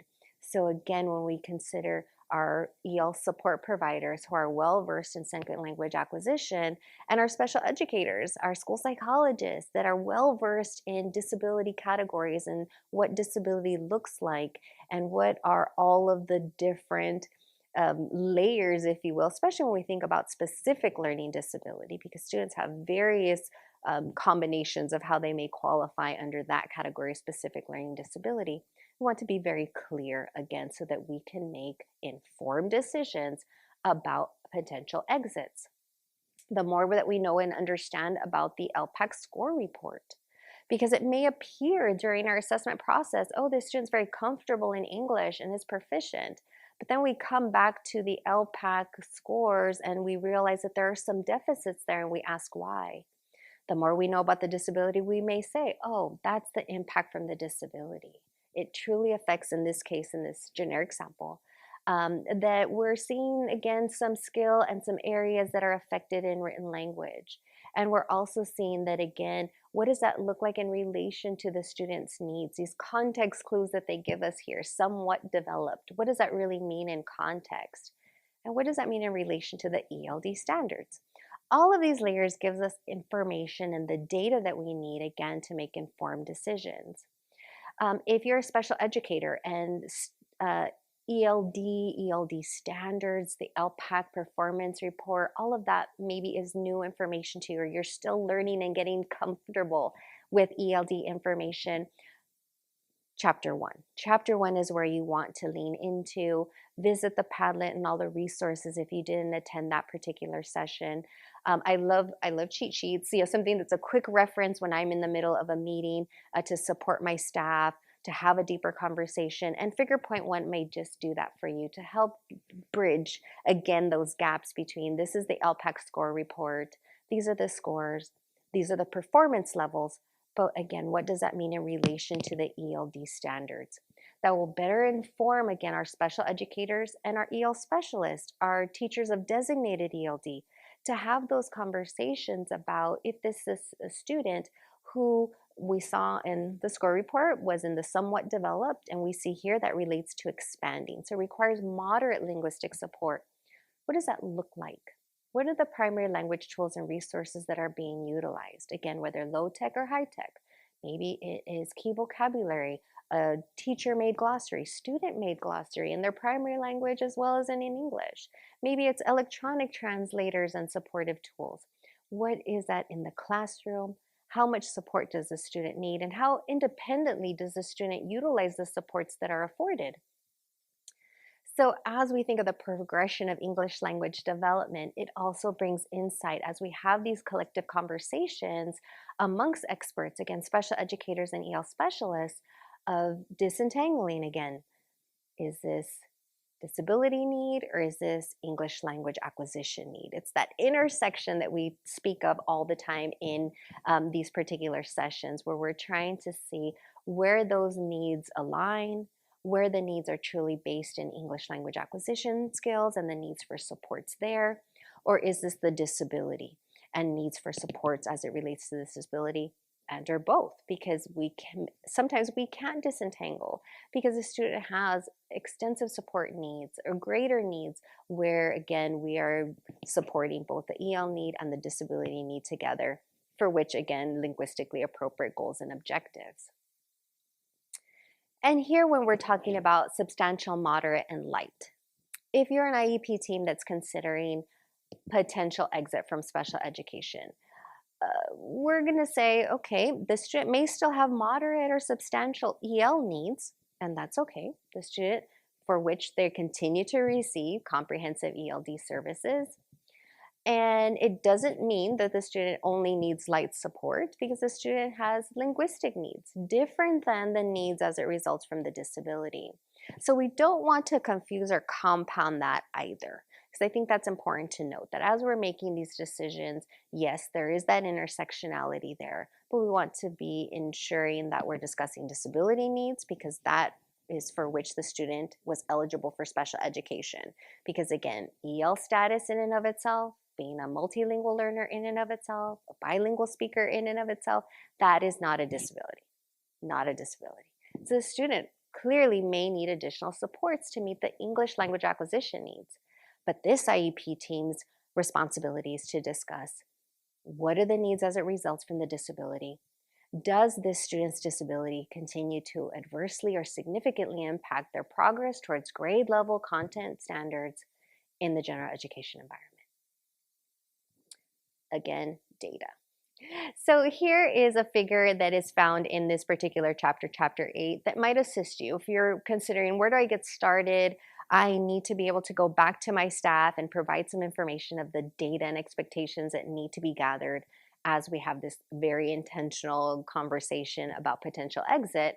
And again, LPAC scores, SBAC scores, CAS scores, classroom-based scores, formative assessments, summative assessment, classroom observations, again, everything that's comprehensive for this student individually to help us, again, make an informed decision. Informed decision is so important.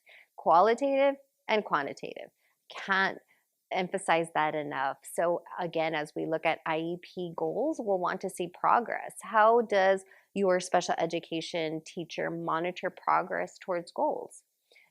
Is that goal set up to be based on teacher observation, teacher-created materials, teacher-created assessments?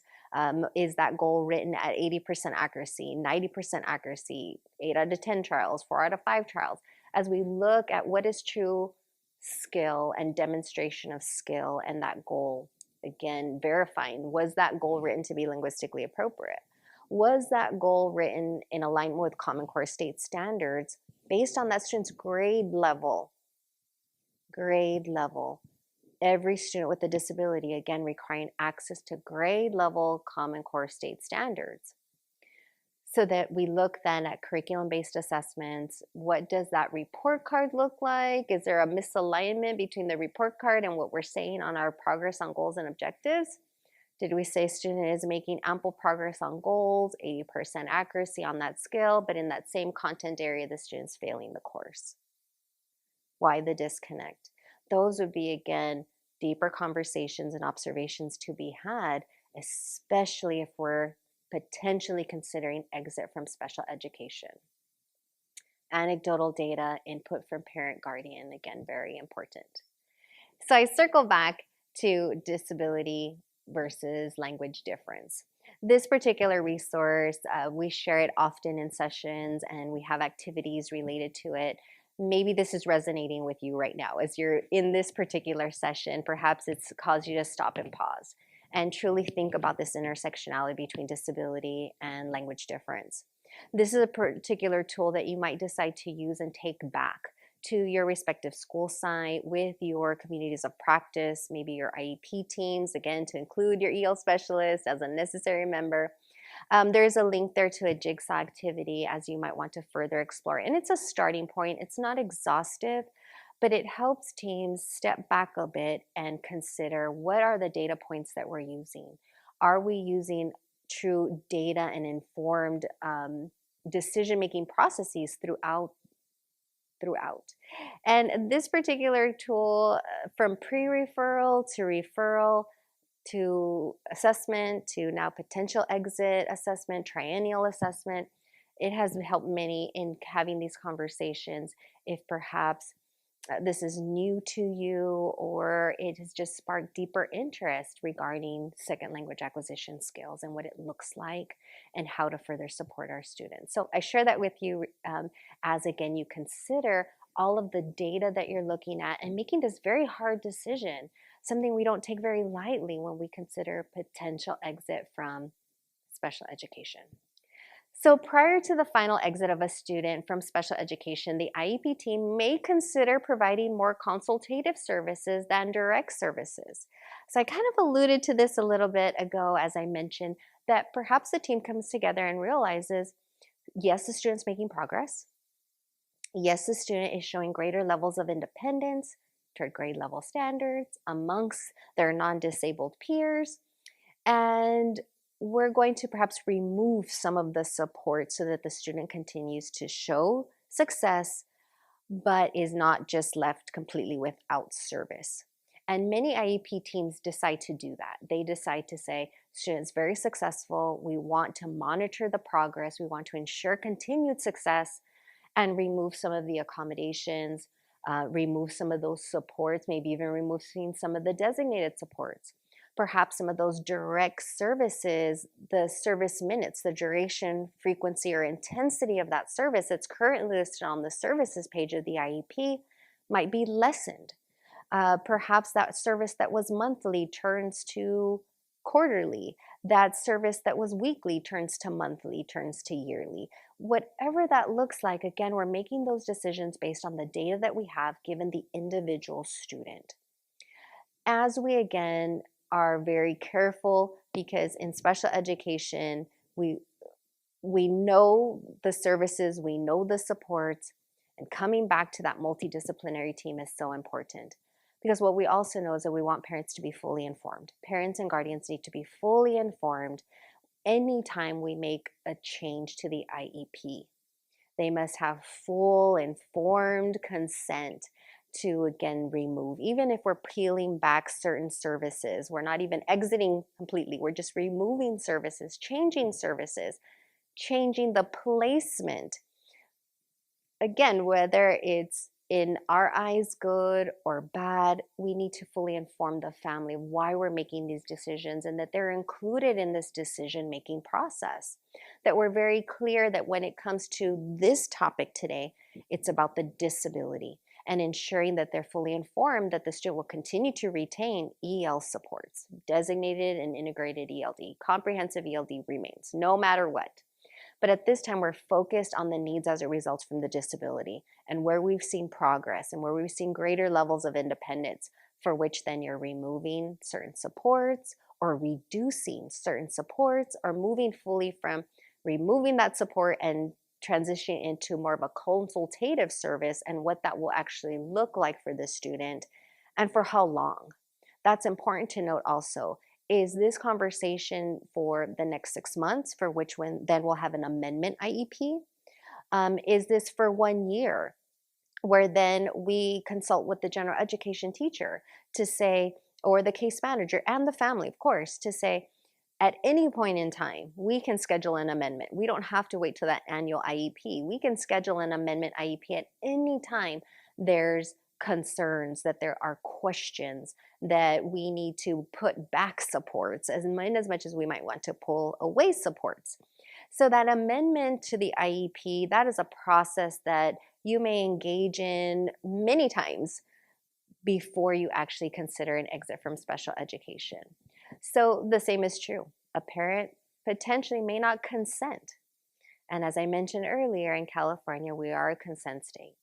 We are required to obtain parental consent before we engage in any change of placement, which includes changes of services.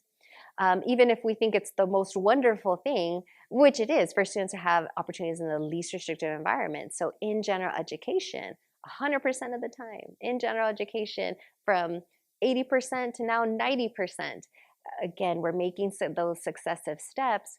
Parents need to be informed. Parents need to consent and understand that in this case, it's positive. It's a good thing. It's a good support, because we want students to be as independent as they possibly can, to continue to grow to their fullest potential and make progress. So throughout this process, and I've probably said this way too much, qualitative and quantitative data is essential and must be collected. I know it says should, but I'm personally saying must be collected, again, as we ensure that we are engaging in the utmost best practices before we make decisions like this about exit from special education. So before we get into the FAQ, I think it's time for a break. Are we okay with the FAQ? I'll go to the FAQ and then we'll take a break because I'd love to hear your responses in the chat. So the question is, before we take a break, does an English learner need to be reclassified as fluent English proficient in order for the IEP team to consider exiting the student from special education? Does an English learner need to be reclassified, become RFEP, in order for the IEP team to consider exiting the student from special education? And I think I kind of gave you the answer earlier, but checking for understanding. Yes? No? I'm not sure. It's okay. It's okay for all of us to be transparent and vulnerable, to say I'm not quite sure. Lots of no's in the chat I'm seeing. Okay. I promise you it's not a trick question. Let's go to the answer. The answer is no. So thank you for those who said no. And for those that said yes, I highly encourage, again, that relationship with your EL specialist, special educators and general educators working together to truly make informed decisions, to make informed determinations, to ensure that services are being employed appropriately for our English learners with disabilities. Because as I mentioned earlier, again, there is a point where we discuss English learner needs separate from disability needs. And in this particular scenario, when we're considering exit from special education, it's really about that. It's about the disability. What is the disability and how does that disability impact the individual student's progress towards general education, Common Core state standards? Where EL status remains, student needs supports in English learner services. That's a different conversation. I think our next session is all about reclass, which is completely different. So again, we're again, at this time, we are disentangling. We are saying that a student may have needs, have a disability and still have needs as a result from that disability, but that do no longer require IEP-related services, no longer require direct services, but again, continue to receive comprehensive ELD. So as we consider students' need for English language learner supports, we're very cognizant again that student does not need to show proficiency in EL status to then say, oh, we're going to exit from the IEP.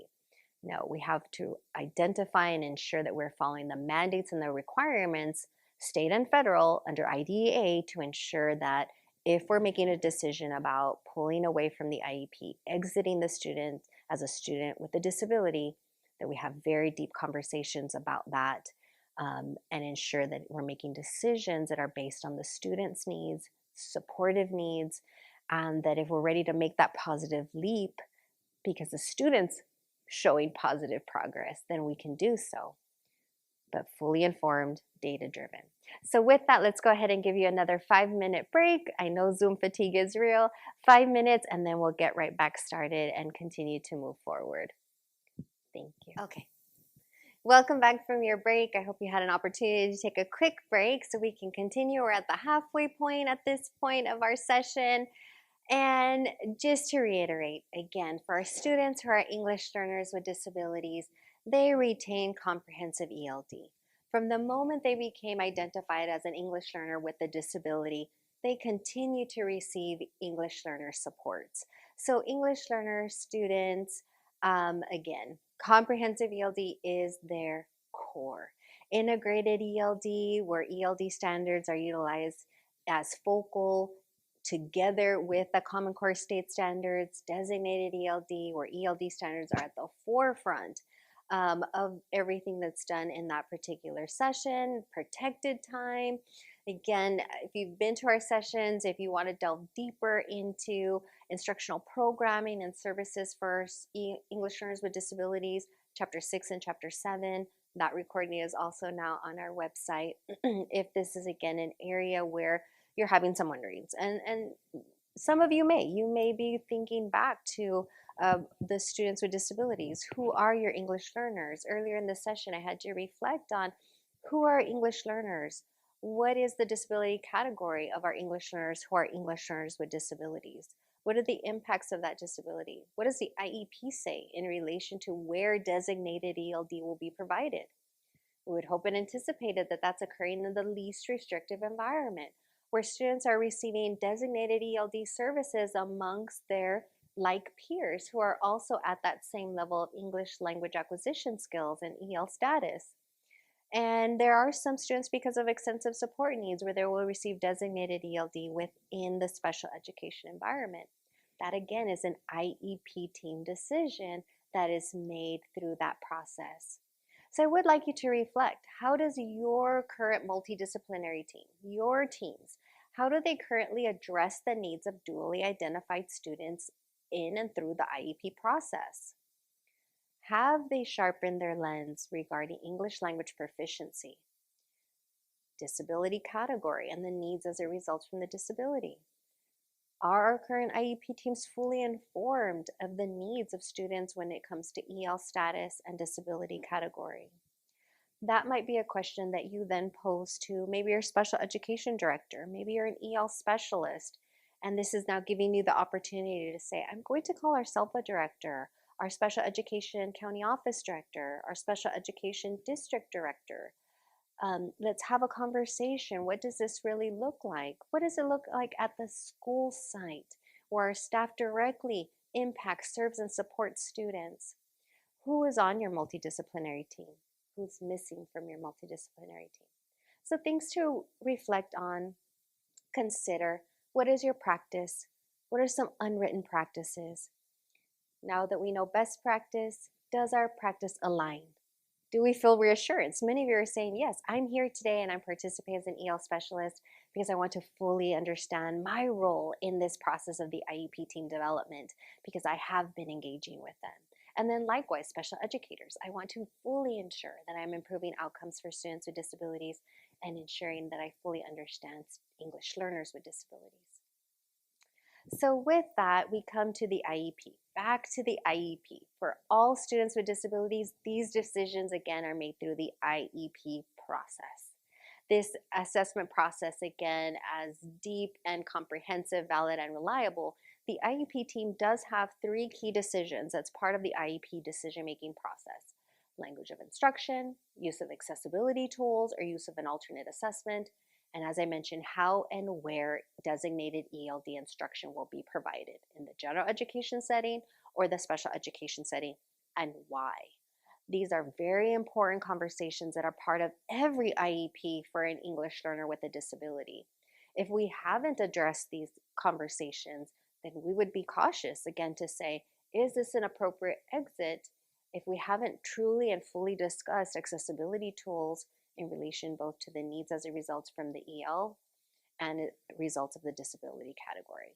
So as we consider the role and the functions of the IEP is very involved. The IEP process is very involved, but specifically for students who are English learners with disabilities, these are 3 key decisions that also need to be made and do fall under the jurisdiction of the IEP team. For again, why it's so important to have EL expert input. What does it look like at the site? For that grade level, where does designated ELD occur? How does it occur? What is the adoption? What are the assessments so we can share the right accessibility tools? So a lot of this may have been fully developed, which we would hope, because you may be considering exit. If you haven't, again, we come back to considering exit for special education as complex of a process as it is. It requires ongoing formative assessment tracking, even after exit. So if in fact the IEP team determines that the student has made progress, is independent, is demonstrating grade level skills and abilities and access in general education, is not under question, it's not an issue any longer, the needs of the disability now are minimal, not substantially affecting maybe the student, yes, has a disability, but it doesn't adversely impact progress in the general education environment, in their learning towards grade level access and standards. We already peeled back in prior IEPs, we were peeling back supports. We had, again, assured that designated supports were sufficient. We had already switched to a consultative model and the students being successful in the general education environment. Wherever you are in that pace, again, considering exit is not taken lightly from parent perspective, from educator perspective. And we want to ensure again that we're making informed decisions and that we're tracking that progress after. In special education, we often get this question, well, is there a required amount of time that you have to try a certain consultative service before exit? There isn't. It is so individualized that we need to be cognizant of the needs of the individual student, individual student, individual student, and that student's needs. And if the team does determine exit, there's no required time to monitor. Flaw in design, perhaps, I don't know, but there isn't. So we want to ensure that if we are making this decision, that we're making it truly informed and in support of the student's needs. If you, again, are considering, are IEPs culturally and linguistically appropriate? When we think about initial assessments now to triennial assessments, to eligibility evaluation and reestablishing eligibility, and potentially determining that there's no longer a disability or the effects or impacts of that disability are no longer to that same degree, this particular resource might be helpful for you. This is maybe where you're getting started of identifying what is our IEP process. Is it culturally and linguistically appropriate? Are we engaging in comprehensive processes? This particular appendix, you can download. It is usable. From the administrator lens, this would be a great opportunity to pull some random samples of IEPs and use this checklist. Again, it's not an exhaustive checklist, but it will give you and highlight where there are gaps in practice. We're constantly going through this iterative cycle of systems improvement. This is really what it's about, systems improvement. And how do we get to a better system? So before I forget, I remiss to say, someone in the chat box, I was reviewing the chat a little bit earlier, and I appreciate someone who said something like, we need to focus on our pre-referral systems. Absolutely, absolutely. Because if you're finding that you're in a school, district, SELPA, where, maybe not in California, I'm going to say that, but perhaps you're finding that there is an over-identification of English learners as students with disabilities because of potential inappropriate assessment practices, we know that we need to target that. We need to remedy that process, that we need to delve deeper into what are our systems of support pre-referral so that students aren't inappropriately placed and served in special education environments, that we lose sight of the fact that students all have skills and abilities, and it's our responsibility as schools to ensure that we are assets-oriented, needs-responsive. Back to the English Learner Roadmap as we all work to serve English learners appropriately with equity. So this might be your entry point. Are IEPs culturally and linguistically appropriate?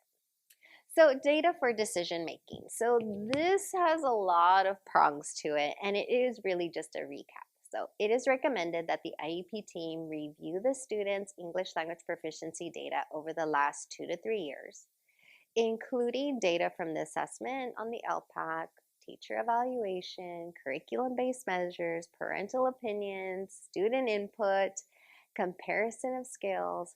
So what I'd like for you to do is take a quick 3 minutes to look over this particular checklist. I want you to have a pause and process, and I'd love to hear from you in the chat box of any of your reflections and or wonderings up until this point. So please review each of the checklist items on this particular slide, and then I'm going to give you 3 minutes to do so, and I'll wait, and then I will monitor the chat box for another 3 minutes for your wonderings and or reflections. So let's go ahead and do that now. Appreciate all the reflections and the wonderings in the chat box.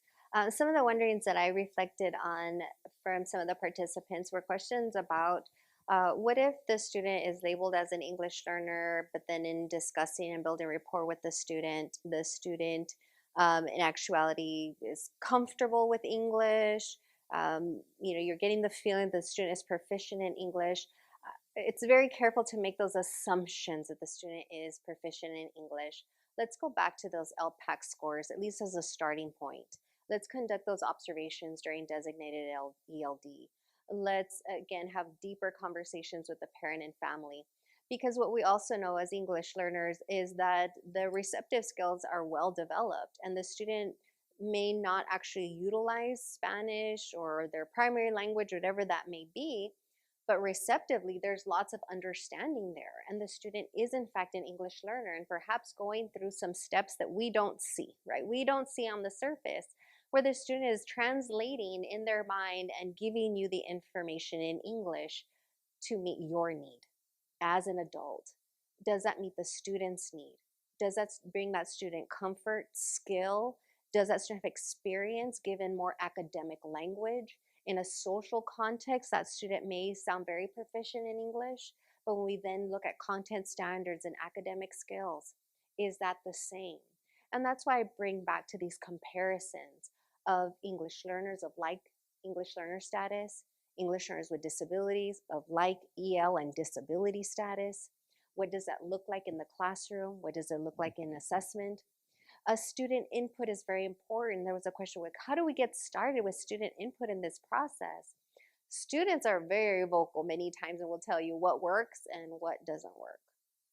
We may make assumptions that certain accommodations are very supportive. And student may actually say that accommodation actually takes me more time. I don't need that workaround anymore. Or they may say, I absolutely use this accommodation. What does it look like? How do you feel when you use that tool? Does that tool meet your need? Does it support you? Especially as students get older, as students, again, are being considered for exit for special education, which is our topic today, are potentially students who have been served in special education 3, 6, 9 years, depending on the student and when they were initially found eligible for special education. So as we look at all aspects of data and understanding the student as an individual learner, we want to ensure. So thank you again for taking that time to pause and process. Of course, always use the chat box. We're more than willing to hear from you. We're going to go ahead and move forward. As I've mentioned time and time again, data for decision making is based on the individual student, not me and my perspective as a school psychologist, but yet the information that I can bring, not me as my administrator hat, but the information that I can bring about the student as an administrator, ensuring that we follow best practices, state and federal mandates, as we assist and support our teams. If you're an EL specialist, as you gather information, also share regarding English language acquisition, the progression that second language learners take towards English language proficiency. Because again, the decision to exit a student from special education is typically a gradual process. It does require parental consent. It is a complex process where the team may again decide to reduce gradually the special education supports, specialized academic interventions, designated supports, accommodations, everything that's in that child's IEP needs to be fully discussed before we make that final exit decision and determination. Again, very, very judicious and cautious anytime we're considering exit of an English learner from special education or any student with a disability from special education status, and again, removing that IEP. So be very careful. And if it does come to be that the team decides, yes, we've engaged in thorough data tracking, we have made very informed decisions, we feel very comfortable in this decision, we've taken the voice from every partner and multidisciplinary team member, and we know that less intensive supports, less related services are not required by this student. That student's disability does not adversely affect their learning to the degree that it did before. Or perhaps, again, this is a disability category that the student has made so much progress that now they're working commensurate with general education and other English learners, and we're still focused on English learner skills. Again, the team may make that determination to exit the student from special education status, may determine that the student is exit. So let's jump into the after exit, because this is equally important. What happens when we decide that, yes, we were thorough, we were exhaustive, we ensured that the student will be, or we assume, right? There is some level of assumption there. We can't diagnose or ensure the prognosis, if you will, but we're looking at, again, a profile of success over time where the student, again, has been working at grade level core content standards. So now we've exited from special education. The student no longer has an IEP. Student, as I mentioned earlier, can still utilize universal supports and designated supports. And the team, before we end that IEP, we need to discuss about tiers of intervention, because more than likely that student's going to require support, some level of support to be successful in the general education environment for that 100% without specialized academic instruction and supports from special education. So we go back to our tiers of intervention. That's very important that as a team, you're fully aware of what exists within our tiers of intervention. What are systems of support? What does that really mean, and what does that really look like at that student's respective school site? What exists in Tier 1, Tier 2, and Tier 3? What truly exists to help and assist and support the student, as that student may need some Tier 3 supports. Maybe that student needs positive behavioral intervention supports that exist within your Tier 2, perhaps in your Tier 3, but again, through the general education environment now, and for which the student no longer needs an IEP for special education services and supports.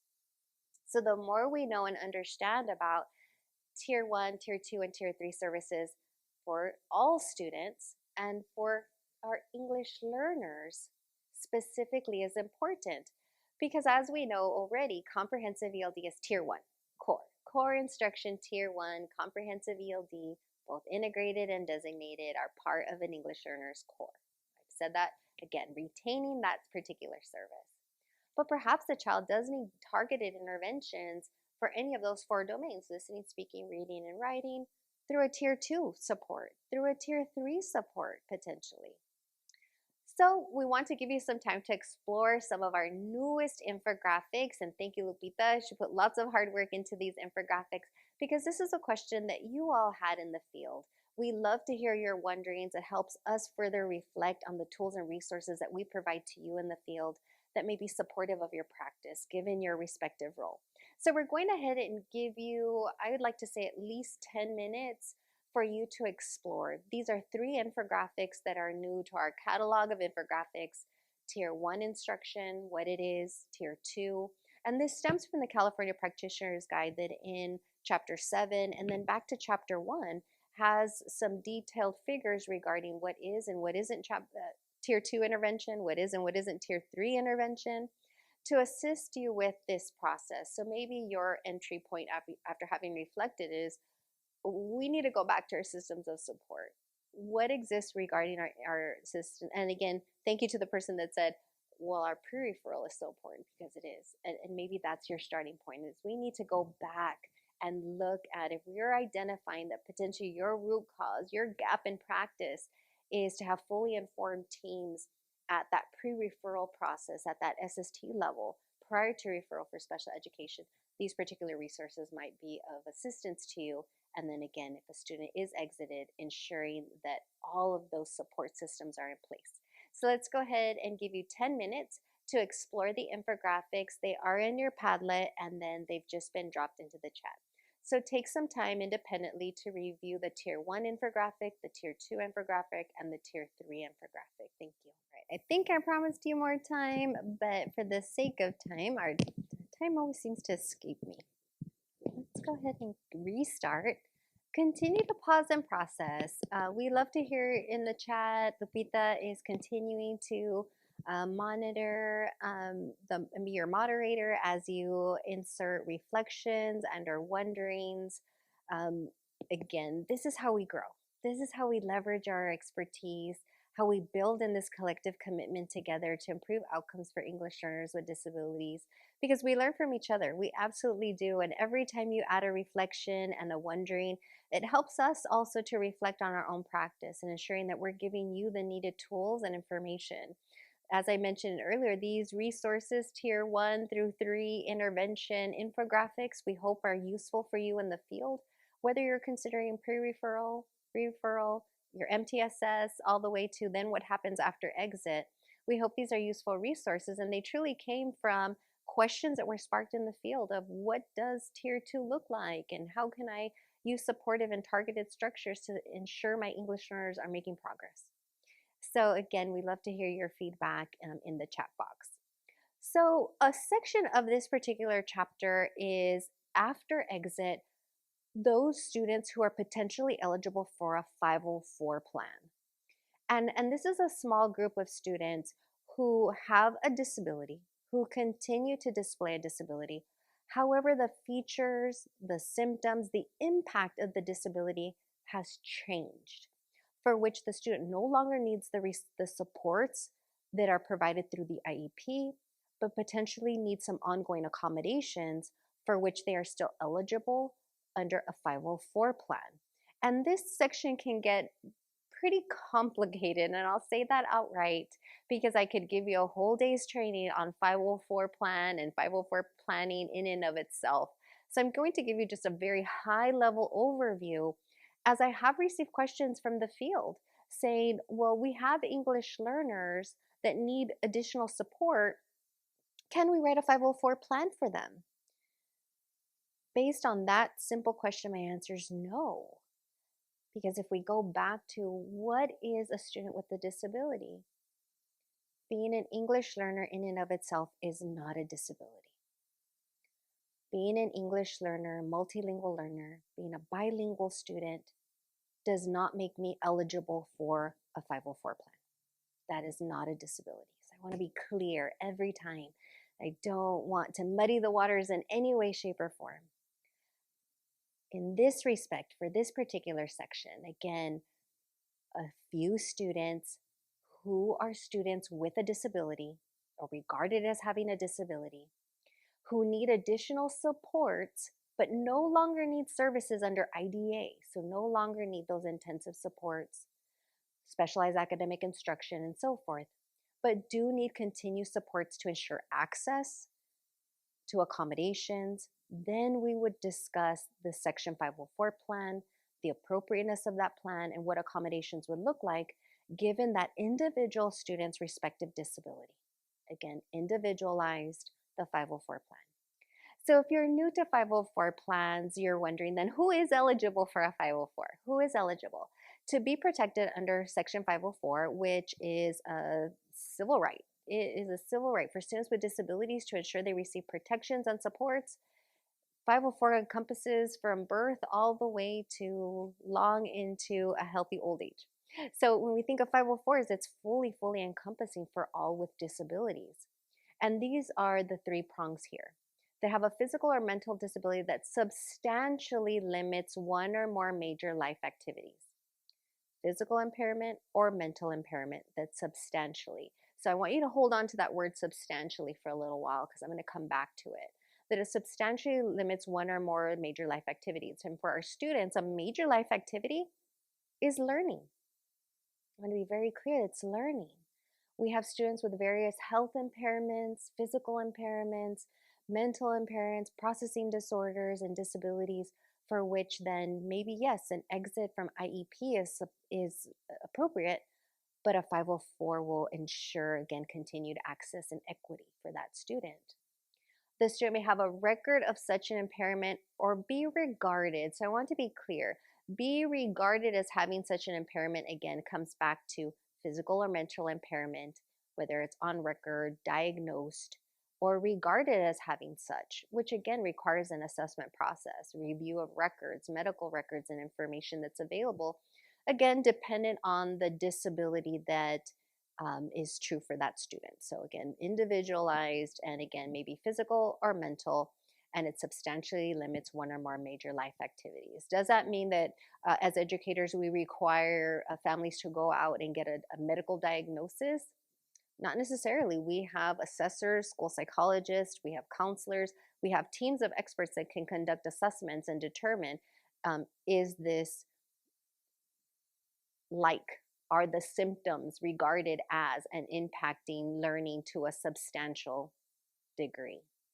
So these are active conversations that are also had through that IEP process, because that IEP team may have determined at exit that the student does have a disability of dyslexia. The student has a disability of autism. The student has a disability of maybe not qualifying under specific learning disability any longer, but still has an attention deficit disorder, which is their processing disorder. Maybe the disability category was other health impairment, And now we're considering that the features of the ADHD, the features of that health impairment, the degree that which it impacts and impedes learning is no longer adversive, but now again can be supported in general education with accommodations because it substantially limits that student's learning, functioning, and progress in the school environment. So now you're thinking about, oh my gosh, all these layers to 504. Many of you may have a robust knowledge of 504 plans. For those of you that 504 plans is an entry point, again, maybe that's another expert. Maybe your director of curriculum and instruction is in charge of 504s and it doesn't live in your special education department, because 504 plans are accommodation plans that are a function of general education. So if you're wondering who is the expert on 504s within your district, seek them out, knock on their door. Maybe that's the next set of training and support that your staff needs to ensure that we are appropriately identifying students with disabilities who need a 504 versus those who need an IEP. And again, that we're not over or under identifying any English learner, and noting again that English learner status, being an English learner in and of itself, is not a mental or physical impairment and does not qualify a student for a 504. Only students with disabilities are eligible for a 504 plan or an IEP. So 504 responsibilities, you're looking at this list and it's very, very similar to the IEP. So you're thinking, well, what's the difference? So yes, evaluation is necessary. Evaluation may look different because if we're considering physical, medical impairments, for which we have lots of medical records, doctor's notices, diagnoses, we're looking at patterns of behavior, health, etc. Again, this information is available to you in different ways. Maybe it does include a full and robust assessment from your school psychologist. Maybe, again, based on the medical need, we're basing it on those records. But the importance there is that the multidisciplinary team needs to determine if there is a disability. And I say multidisciplinary team because, again, a requirement of the 504 is to convene a group of people knowledgeable about the child, knowledgeable about the disability and the student's academic needs. So it is a multidisciplinary team. In this case, it may also include your school nurse, your additional support providers, your school counselor, who were also in the IEP, now in the 504. So again, multidisciplinary team, group of people, respective of the needs of that student who you're convening in regards to. So very important as you consider 504 responsibilities. Services in the IEP, that's where the distinction really lies between 504 and IEP, is the services. In a Section 504 plan, we are looking at needs and related services that are accommodations. They are accommodations. Remember, 504 plans are accommodation plans, if that helps you remember the function of 504 plans, and they are a general education function because accommodations assist our students with having access to the general education environment. So accommodations, again, don't lower standards, don't lower expectations. They're access and entry points, ensuring that students receive equitable access to what they need based on their disability. So as we consider, again, these prongs, when we consider the Americans with Disabilities Act, it covers both the IDEA and the 504. So when we consider students with disabilities, dependent on the need as it results from that disability, they might need services under IDEA, which is the IEP, or services and supports under Section 504, which is the 504 plan.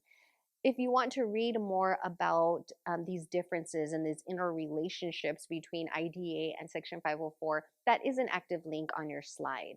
If, again, you want to dig a little bit deeper and have a better understanding of the differences and the similarities between IDEA and 504, that list is there. It takes you to the U.S. Department of Education, and it gives you some FAQs that might be supportive to you, again, as you are having considerations about what are your practices currently in relation to 504s and 504 plan development as in relation to English learners with disabilities. What does that process look like? Who's involved in that process? Who's the multidisciplinary team that's then ensuring that those accommodations are written? It is like the IEP, a legally binding document, a federal document. Who monitors 504? The Office of Civil Rights. So we want to ensure that if the 504 is developed, that it is fully monitored and implemented as written, as it carries as much weight as an IEP. I don't want to ever walk into a session and like the 504 is the consolation plan. By no means. It is very supportive to students who have a disability and who need, again, these accommodations to ensure access. It's equally important for the student who needs access, but to not the degree of the IEP. So these are very delicate, again, conversations to have, because once a student is found eligible under Section 504, they must be afforded with a free and appropriate public education, the same as IDA. Free and appropriate. And appropriate is that important term there. What is appropriate for the individual child? For the student to have access, to have the necessary supports to be successful and to continue to make progress towards grade level content standards. That's a really important piece. What's appropriate for the individual child?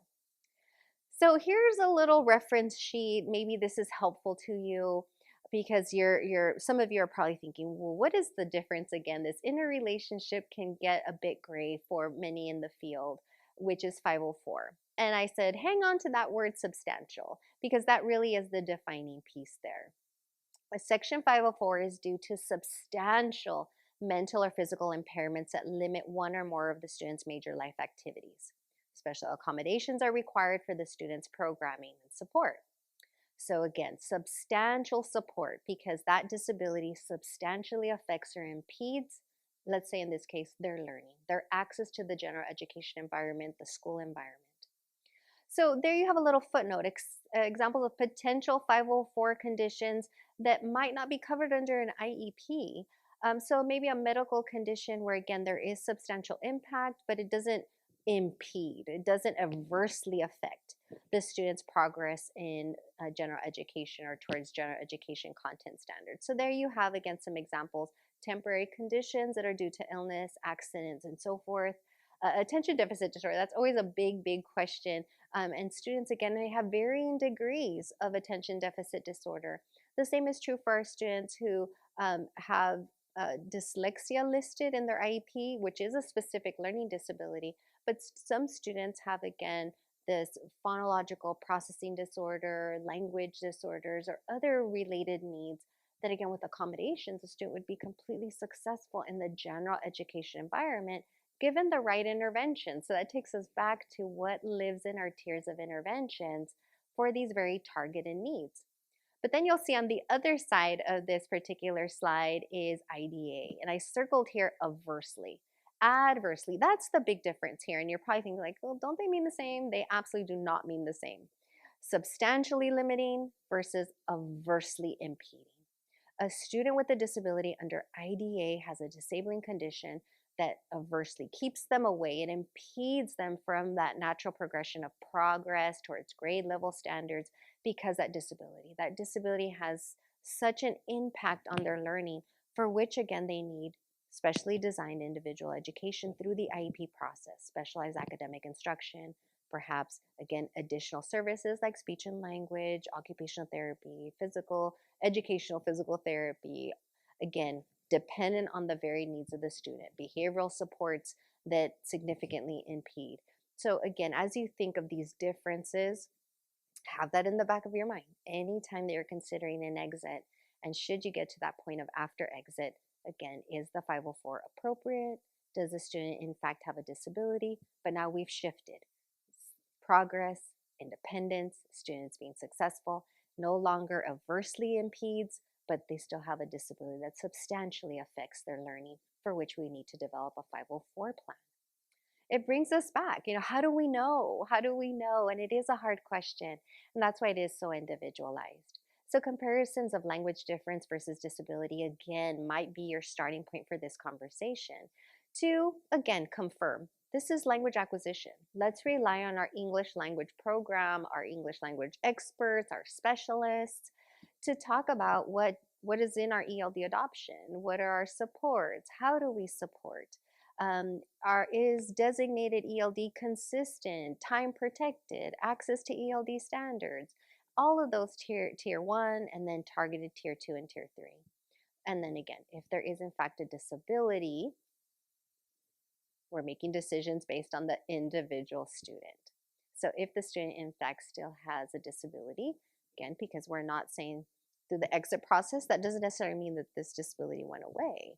More than likely, the student continues to have a disability, but its impact on learning has changed. The student has made progress. They've made educational benefit, which we hope is for all students, making educational benefit and progress. Again, those goals and objectives. All of the information that we gathered led us down this road where perhaps then we had to make a decision and said that the student has a disability, but its impact now is substantial, not aversive.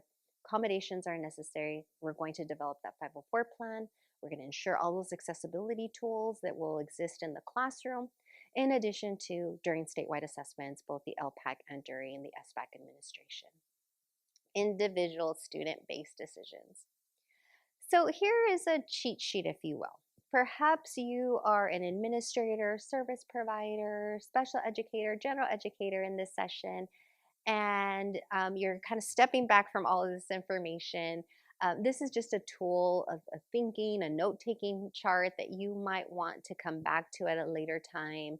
Or maybe someone approaches you and says, you know, as the administrator, I think we should have an IEP to discuss potential exit. These are some questions to help you. Again, who are the required members? When an English learner is being considered, English learner with a disability is considered exit from special education. Should the IEP determine that the exit is appropriate, is a Section 504 plan appropriate? Given now what you know, the little that you know about 504, maybe the lot that you know about 504. And this last question I think is really important, these last two questions. What supports accessibility tools and targeted interventions? Because through this data process, we've learned so much about the individual student. How do we target interventions to match the student's need to continue that progress that we've been seeing when we remove special education? Again, why it's such a complex decision-making process. And how can we ensure progress after exit, right? All the supports for students to continue to be successful. So these will be discussions that you'll have amongst your EL team, your SPED team, now coming together as a multidisciplinary team as you're having these conversations. So I know you're probably having a lot of wonderings. Go ahead and add them in the chat if you're having wonderings. And we'll continue to move forward. Wonderings and reflections are always helpful. Wonderings and reflections are always helpful. However, as I monitor the chat with Ms. Lupita, we want to drop a student scenario. So I know that we have some time for you to explore the student scenario. I was going to send you to breakout rooms, but I'll go ahead and have you explore independently. Again, as we are limited on time together and I want to have an opportunity for some Q&A. But this particular student scenario, and please remember that the California Practitioner's Guide has a student scenario, which are exemplars to assist and support you through the thinking process, the iterative process as you think of your practices, of your systems within your respective school sites, your districts, COEs, SELPAs, and their support to you. So in this scenario, you have Edgar. So Edgar's a third grader, having received special education services, direct speech and language services since preschool, has demonstrated some growth, and there's some data points that they've provided you with in this one. Figure 8.3, which is a sample IEP chart. So giving you some basic data. Again, it's not exhaustive, but giving you some basic data to think through the process and get an idea of what their thinking process was as a multidisciplinary team. The next bit of data that's available to you is figure 8.4. So we're dropping in the chat a link that takes you directly to the student scenario so that you could have an opportunity to explore. It is a rather lengthy scenario, so I'd like for you to take the time to read through the scenario, look at the data prongs, and then share some wonderings. And I have some prompting questions for you. And I'm going to leave these on the screen, which is read the student scenario. Instead of discussing with your colleagues, you'll have to do some introspection. You'll have to reflect a little bit because I don't want to lose anyone at this point. So we're going to give you some time to individually. And I want you to think, do you agree with the decision that was made in this scenario? So I'm trying not to allude if he was exited or not. I want you to read the scenario. Did you agree If you agreed, if you didn't agree, why or why not? What was your thinking about this particular scenario? And maybe you've encountered similar scenarios regarding exits. What supports are in place for Edgar to continue to make progress? So if he was exited, how did they ensure that there were going to be supports? Perhaps you were someone who doesn't agree with their final decision and you said, well, maybe not that that I agreed or I didn't agree, but I think there was more data to be flushed out. We needed more data to truly make an informed decision. It's not comprehensive enough. And if so, share in the chat. I'd love to hear, what additional data do you feel was missing? What data would you have needed in order to make a fully informed decision for exit or not exit from the IEP? And disability status. So let's go ahead and give you 10 minutes to review the scenario. I'm going to leave the questions up, but once you review the scenario, 10 minutes, and then pause and process and add any of these answers or any wonderings that you additionally have in the chat box. I will be assisting Lupita with moderating the chat box. We'd love to hear from you, but first we'll give you 10 minutes to explore the student scenario. It is an exemplar, but again, it's an individual based on this student, Edgar, and his profile. So let's be very clear again, but I think it gives a great representation of the process. So 10 minutes, thank you. I know this scenario is relatively long. You might still be working through it. Feel free to continue to add in the chat any wonderings you have. I know I've shared with you lots of concepts leading into this difficult discussion about potential exits from special education and special education eligibility for an IEP. Again, this is yet one student scenario based on one student's profile and data. I'd love to hear in the chat box. Lupita and I are continuing to monitor the chat box. And I'm always curious, what data is missing? What data do you look for? What data is part of your existing practices? What additional data might you need? So continue to use the chat box as you consider this scenario. These particular activities that we share with you, we always suggest that if this is that entry point, if it resonated with you and you're thinking, this is a gap in practice, or this is a priority need for our respective district. These activities you can reuse with your communities of practice at your school site, maybe at the district level, amongst administrators, service providers, multidisciplinary teams. As you work through, again, what does it look like in your respective system? How do we ensure improved outcomes, enhanced services for English learners and English learners with disabilities?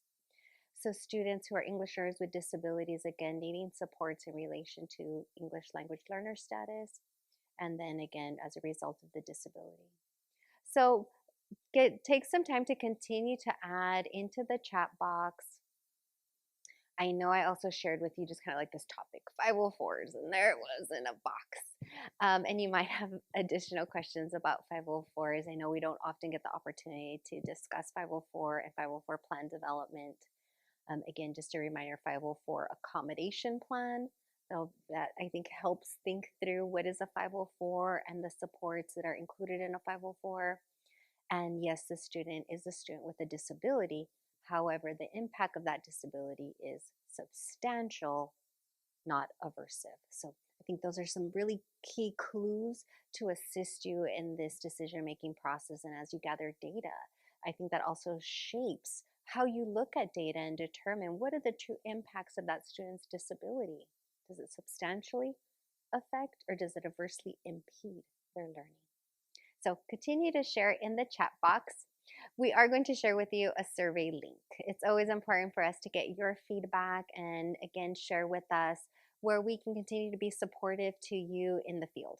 We're always open to the feedback. It helps and provide us with additional information. Maybe you had an idea of like, I wish I had a resource about this.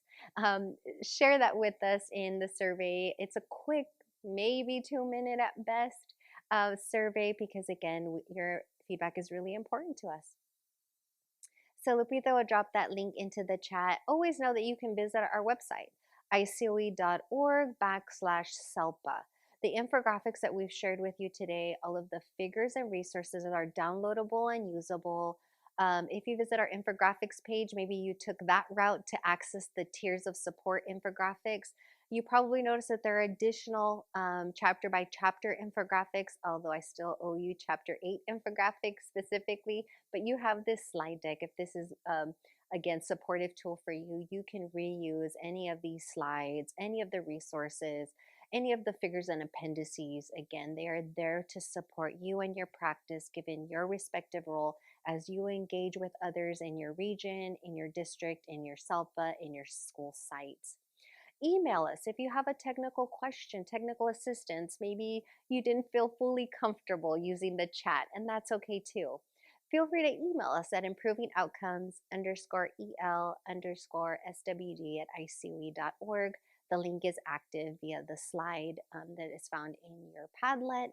You can click that and follow us, tweet us at el_swd. Lots of ways to connect with us. And again, that is our role, to assist within the system of support from the LEA level, school site even, as we then of course support our SELPAs and our SELPA directors as they in turn support their respective school sites within their districts. So again, we're here to assist and support. We truly thank you for, again, joining in this session, for engaging in this conversation, as you were probably reflecting, I hope, and thinking about your practices, both written and unwritten, as we work together statewide to improve outcomes for English learners with disabilities. So I thank you here from Imperial County Office of Education, Imperial County SELPA. Today, your host, Lupita Lee of Deborah Montoya. And we'll continue to monitor the chat. I want to ensure that I address all your questions. I will stay till the last person logs out to again ensure that if you have a hot topic, I'd hate for you to leave with that question in hand. Go ahead and drop it in the chat box. Feel free to do that. And then of course, you could always email with technical assistance questions. So with that, we'll continue to monitor the chat box for another 10 to 15 minutes, depending on how much you share with us. And again, thank you. Enjoy the rest of your day. Have a wonderful rest of your week. And for my fellow special educators, ensuring autism awareness, equity, and access for all students, English learners with disabilities across the state. Thank you so much and have a great day.